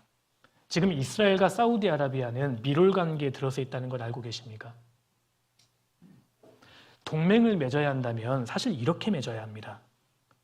이란의 종교가 이슬람이지 않습니까? 사우디의 종교도 이슬람입니다. 동맹을 맺으려면 이렇게 맺어야 하는데 지금 이렇게 맺고 있습니다. 성경 말씀대로 되고 있는 겁니다. 더구나 이란은 과격파, 시아파의 수장이고요. 사우디는 온건파, 순위파의 수장입니다. 이슬람 내에서 종교적으로 라이벌 중입니다. 자, 보십시오. 18년도 신문입니다. 사우디 왕세자 빈 살만이 이스라엘인들 자기 땅에 살 권리 있다 인정했습니다. 세상에 이슬람 정치 지도자가 유대인을 인정한 발언을 한 겁니다. 이런 적은 없었습니다. 자, 사우디 왕자가 하마스를 비판했던 걸 알고 계십니까? 은근히 이스라엘 편을 들었습니다. 자, 3월달 신문입니다. 미국, 이란 공격 반대했던 사우디 물밑에서는 공습하라고 촉구했습니다. 이란 공격하라는 겁니다. 빈 살만이 트럼프 대통령에게 전쟁 계속해서 이란 정권 붕괴시켜라. 25일 신문입니다. 에스겔 38장을 보고 있는 것 같지 않습니까? 스바와 드단 국가입니다. 자, 보세요. 21년도 신문입니다. 이스라엘과 사우디, 아랍에미레이트, 바레인, 대이란 방위 동맹을 논의한다. 이 협정이 거의 같습니다. 거의 이루어졌었습니다. 근데 트럼프 대통령이 연임이 되지 않았기 때문에 스포로 돌아갔는데요. 자, 보십시오. 이스라엘 외무장관이 걸프 아랍 국가들과 불가침 조약을 추진하겠다. 이 단계까지 갔었습니다. 이란 대 이스라엘 사우디 연합의 대결이 시작됐다. 사우디 연합이 스바와 드단이라니까요. 자, 그런데 트럼프 2기 행정부가 들어서면서 사우디가 이스라엘과 국교 정상화할 것으로 믿는다. 이것을 추진합니다. 바로 아브라함 협정입니다. 생각보다 빨리 이루어질 것이다. 25년도 작년 신문입니다. 미국이 이걸 추진합니다. 이스라엘과 걸프 국가들 간의 협정을 맺는 겁니다. 그렇게 되면 러시아가 이란을 공격했을 때 이란을 가장 먼저 비난하게 될 나라들이 누가 될까요? 스바와 드단이 될 수밖에 없는 겁니다. 자, 보십시오. 3월달 신문입니다. 이스라엘을 뚫지 못하니까 이웃나라 때리는 물귀신 이란이죠. 걸프 국가들을 공격했다는 거 알고 계십니까? 스바와 드단 국가입니다. 이란이 이스라엘도 공격했지만 걸프 국가들을 공격했던 겁니다. 사우디, 아랍에미레이트, 카타르, 오만을 공격했습니다. 스바와 드단 국가입니다. 그리고 다시스의 상고는 현재 서유럽, 북유럽 국가들을 통칭하고 그 부자들, 젊은 사자들, 대영 제국이 개척한 미국, 캐나다, 호주 등을 가리킵니다. 자, 보십시오. 다시스의 상고, 지금의 스페인인데요. 다시스의 상고는 서부 유럽과 북부 유럽까지를 통칭합니다. 지금 유럽연합입니다. 미국의 잭 바닌피 목사님은 다시스는 유럽연합을 의미한다. 이분 말이 맞습니다. EU입니다. EU. 그리고 젊은 사자들, 예로부터 사자가 그 나라를 대표했던 국가가 있습니다. 대영제국입니다. 국가 문양에 사자가 반드시 들어갑니다. 영국입니다. 그런데 젊은 사자들이라고 했죠. 대영제국이 개척한 나라들, 캐나다, 인도, 호주, 미국입니다. 젊은 사자들입니다. 말 그대로. 대영제국이 개척한 나라, 캐나다, 미국, 호주 같은 나라입니다. 자, 에스겔 38장 내용을 제가 세계 지도의 색칠 다시 한번 해보겠습니다. 이스라엘이 세계 중앙에 있고 마지막 때 이스라엘을 공격할 나라들입니다. 곡, 러시아, 바사, 이란, 구스, 에티오피아, 붓, 리비아, 고멜, 벨라루스, 도갈마, 튀르키예, 아제르바이잔 이 나라들이 연합해서 이스라엘을 경제적인 목적으로 공격할 것이다. 그런데 이스라엘 편에 서서 이들을 비난하게 될 나라들 보십시오. 스바와 데단, 사우디아라비아, 걸프 국가들, 다시스의 산고, 유럽 연합, 젊은 사자들, 미국, 캐나다, 호주 같은 나라입니다. 에스겔 38장을 기준으로 제가 색칠해 본 겁니다. 자, 다음 보여드리는 사진은 제가 색칠한 게 아닙니다. 인터넷상에 있는 자료입니다. 오늘날 국제 정세입니다. 2018년도에 빨간색은 러시아와 동맹 중인 나라고요. 파란색은 미국과 동맹 중인 나라를 색칠한 겁니다. 에스겔 38장과 비교해 보십시오. 동일하지 않습니까? 별로 안 놀라시는 것 같은데 제가 좀 당황스럽거든요. 제가 설명해 드리겠습니다. 이거 듣고는 놀라셔야 됩니다. 자, 보세요. 한번 생각하면서 한번 들어보십시오. 인간의 역사를 이렇게 도표로 그려볼 수 있습니다. 예수님 기점으로 인간의 역사를 나눌 수가 있고 지금 우리는 2026년도를 살고 있는 겁니다. 자, 그런데 지금 우리가 공부하고 있는 에스겔 성경은 지금으로부터 2600년 전에 기록된 구약 성경이라는 겁니다. BC 600년경에 기록된 구약 성경입니다. 이때는 러시아란 나라가 존재하지 않았습니다. 이스라엘도 지도상에 없었을 때입니다. 근데 마지막 전쟁에 러시아가 이스라엘을 공격할 것이다가 예언되어 있는 겁니다. 러시아는 AD 900년경에 최초의 국가 형태가 됩니다. 그러니까 에스겔 성경이 기록되고 나서 무려 1500년이 지나서 인류 역사 최초로 러시아 나라가 등장한 겁니다. 그리고 러시아 나라는 무려 1000년 동안 기독교 국가였습니다. 마지막 때에 기독교 국가가 이스라엘을 공격한다고요? 이해가 안 됐던 겁니다. 근데 1917년도에 공산당 혁명이 발생하면서 러시아가 소련, 그때부터 무시무시한 국가로 돌변한 겁니다. 이뿐만이 아닙니다. 1948년도에 이스라엘은 독립합니다. 그 전에는 이스라엘 국가가 없었습니다. 그리고 동맹을 맺는 나라 69년도에는 리비아입니다. 그 전에는 친미국가였습니다. 77년도에는 에티오피아입니다. 그 전에는 친미국가였습니다. 79년도에는 이란입니다. 그 전에는 친미국가였다는 겁니다. 2016년 18년도에는 튀르키예입니다. 그 전에는 친미국가였습니다. 하나같이 친미국가가 20세기 말에 들어와서 다 반미, 반이스라엘 국가로 돌변했다는 겁니다. 심지어 지금은 이란과 이스라엘이 전쟁 중이라니까요. 그래도 안 놀라시는데요? 여러분, 이게 어떻게 이루어질 수 있습니까? 생각해 보십시오. 그리고 오늘날은 사우디아라비아와 걸프 국가와 이스라엘이 동맹을 맺으려고 합니다. 스바와 데단 국가들입니다. 2600년 전의 기록이라는 것을 염두하십시오. 정확하게 맞아떨어지는 겁니다. 그리고 이 마지막 전쟁은 핵전쟁이 될 겁니다. 제가 보여드릴게요. 자, 성경은 이 마지막 전쟁으로 죽는 장면까지 정확하게 예언하고 있습니다.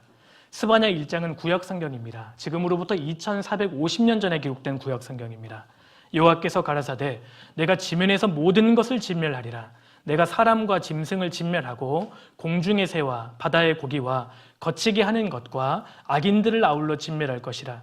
내가 사람을 지면에서 멸절하리라. 나 여호와의 말이니라. 생각해 보십시오. 노아 방주, 노아 홍수 사건 때에는 바다의 고기는 안 죽었지 않습니까? 바다의 고기까지 진멸시킬 거라는 겁니다. 마지막은 불심판이 있습니다. 핵전쟁이 발발합니다. 스가랴 14장에 마지막 전쟁 때 죽는 사람의 모양이 묘사가 되어 있습니다. 예루살렘을 친 모든 백성에게 여호와께서 내리실 재앙이 이러하니 곧 섰을 때 그 살이 썩으며 그 눈이 구멍 속에서 썩으며 그 혀가 입 속에서 썩을 것이요. 이 말씀에서 포인트는 섰을 때입니다. 섰을 때. 사람이 전쟁하다가 죽으면 누워서 죽지 않겠습니까? 근데 마지막 전쟁 때는 사람이 섰을 때 죽을 거라는 겁니다. 서 있을 때 살이 썩고 눈이 구멍 속에서 썩고 혀가 완전히 썩어버릴 것이다. 핵이 터지면 그와 같습니다.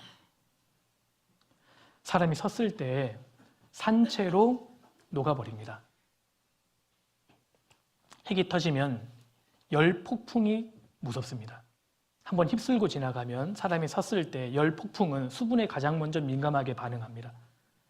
사람의 수분, 인체 중에서 수분이 겉으로 노출되어 있는 부위가 어디입니까?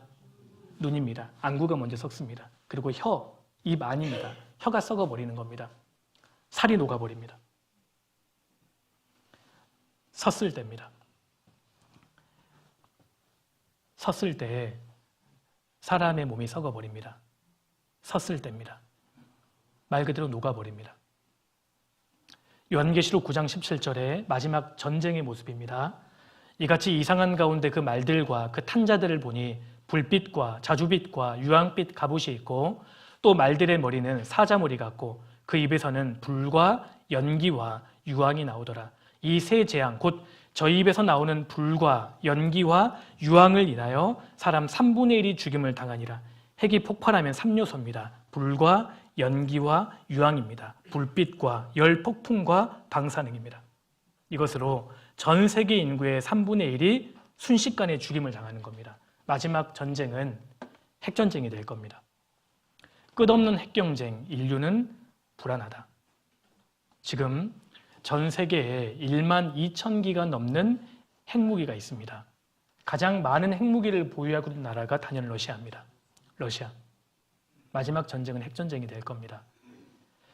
핵미사일 발사 이후에 겨우 72분 만에 인류는 종말한다.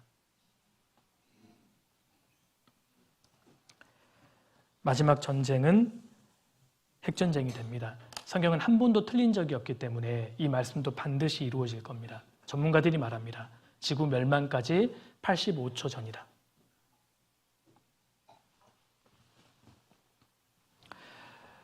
자, 마태복음 24장에서 예수님께서 노아 홍수 사건을 말씀하시면서 아주 의미심장한 말씀을 하셨습니다.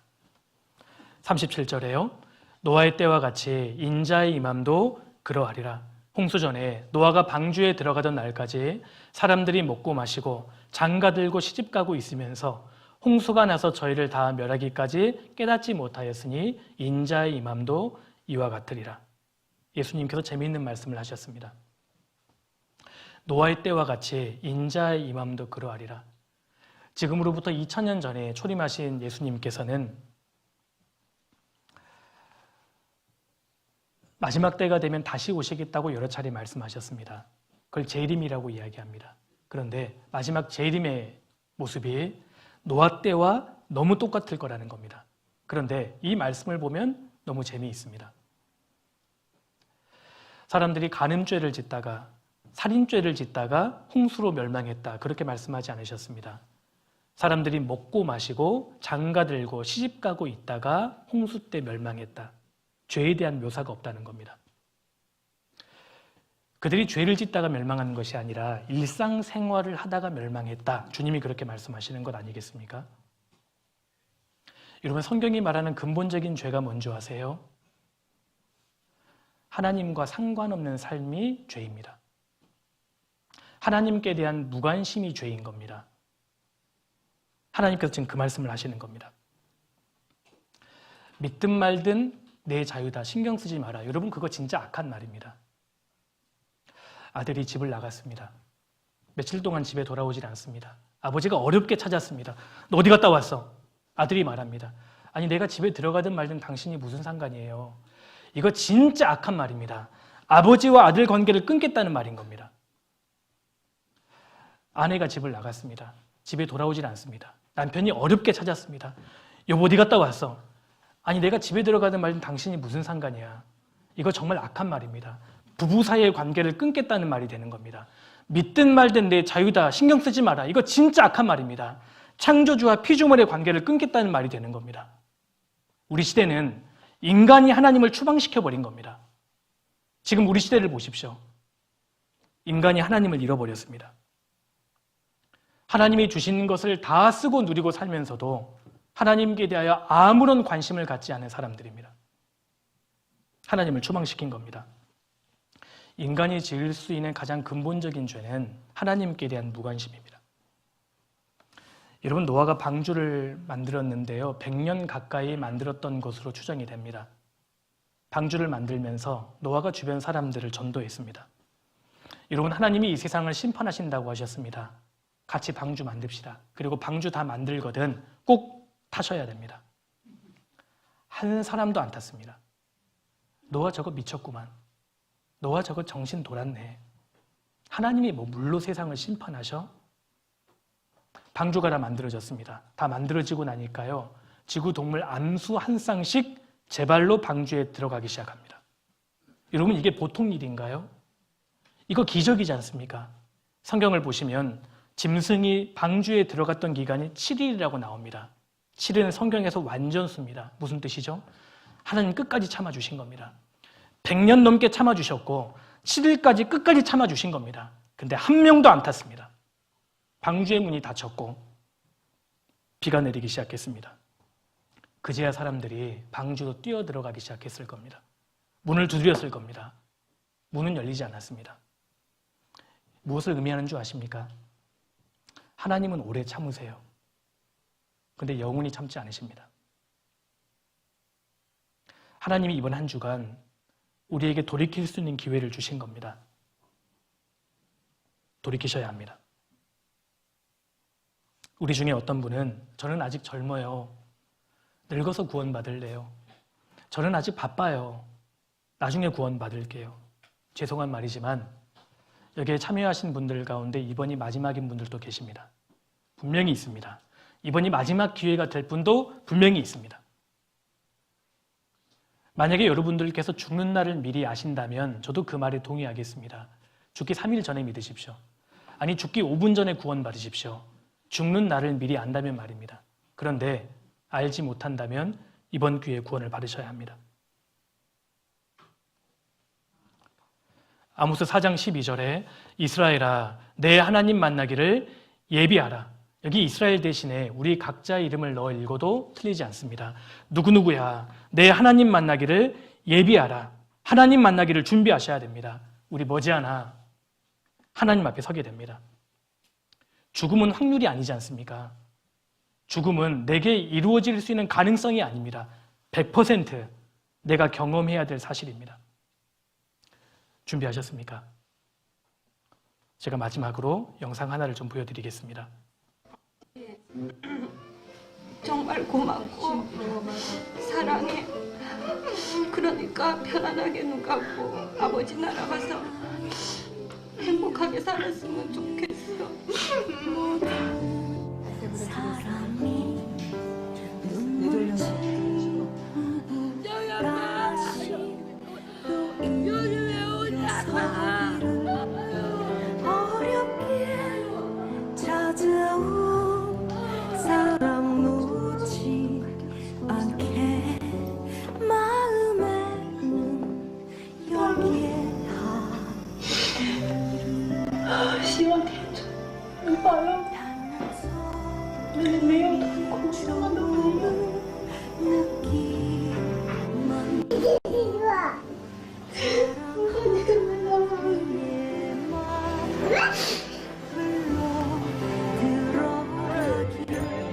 간직한 사랑이 아픔이기보다 행복으로 사랑해. 내 아빠 잘 가요.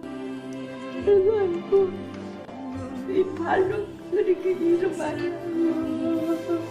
그대 삶에 고여도 웃음은 없지 않아도 그대라는 사랑은 고단한 가슴 위에 어쩌면 우리 모두는 시한부 인생을 살고 있는지 모릅니다. 우리 모두는 언젠가 죽습니다. 그런 의미에서 우리 모두는 시한부 인생을 살고 있습니다. 죽음을 앞둔 시한부 환자들이 버킷리스트라는 것을 작성합니다. 죽기 전에 꼭 한번 해보고 싶은 것. 여러분들은 무엇을 적으시겠습니까? 성형수술이요? 영어 공부? 해외여행이요? 죄송한데요. 그거에서 뭐 하시게요? 우리 언젠가는 죽지 않습니까? 죽음을 준비하셔야 됩니다. 진리를 찾으십시오. 하나님 만날 준비를 하셔야 됩니다. 성경은 사실입니다. 남은 한 주간 끝까지 들으시고 이번에 꼭 구원을 받으셔야 됩니다. 인간 역사의 시작부터 마지막까지를 하나님 미리 말씀하고 계십니다. 같이 기도하겠습니다. 살아계신 하나님 감사합니다. 이번 한 주간 하나님의 말씀 성경을 건전하게 배울 수 있는 마음과 기회를 주신 것 감사드립니다. 하나님의 도우심 가운데 저희가 이곳에 함께하고 있고 말씀을 배우고 있습니다. 우리 중에 한 분도 헛되이 왔다가 그냥 돌아가지 않도록 도와주시고 한 분은 농담으로 여기는 분이 없도록 하나님 도와주옵소서. 댁으로 돌아가는 발걸음도 안전하게 지켜주시고 저희를 언제나 사랑하시는 예수님 이름으로 기도드렸습니다. 아멘. 내일도 뵙겠습니다. 고생하셨습니다.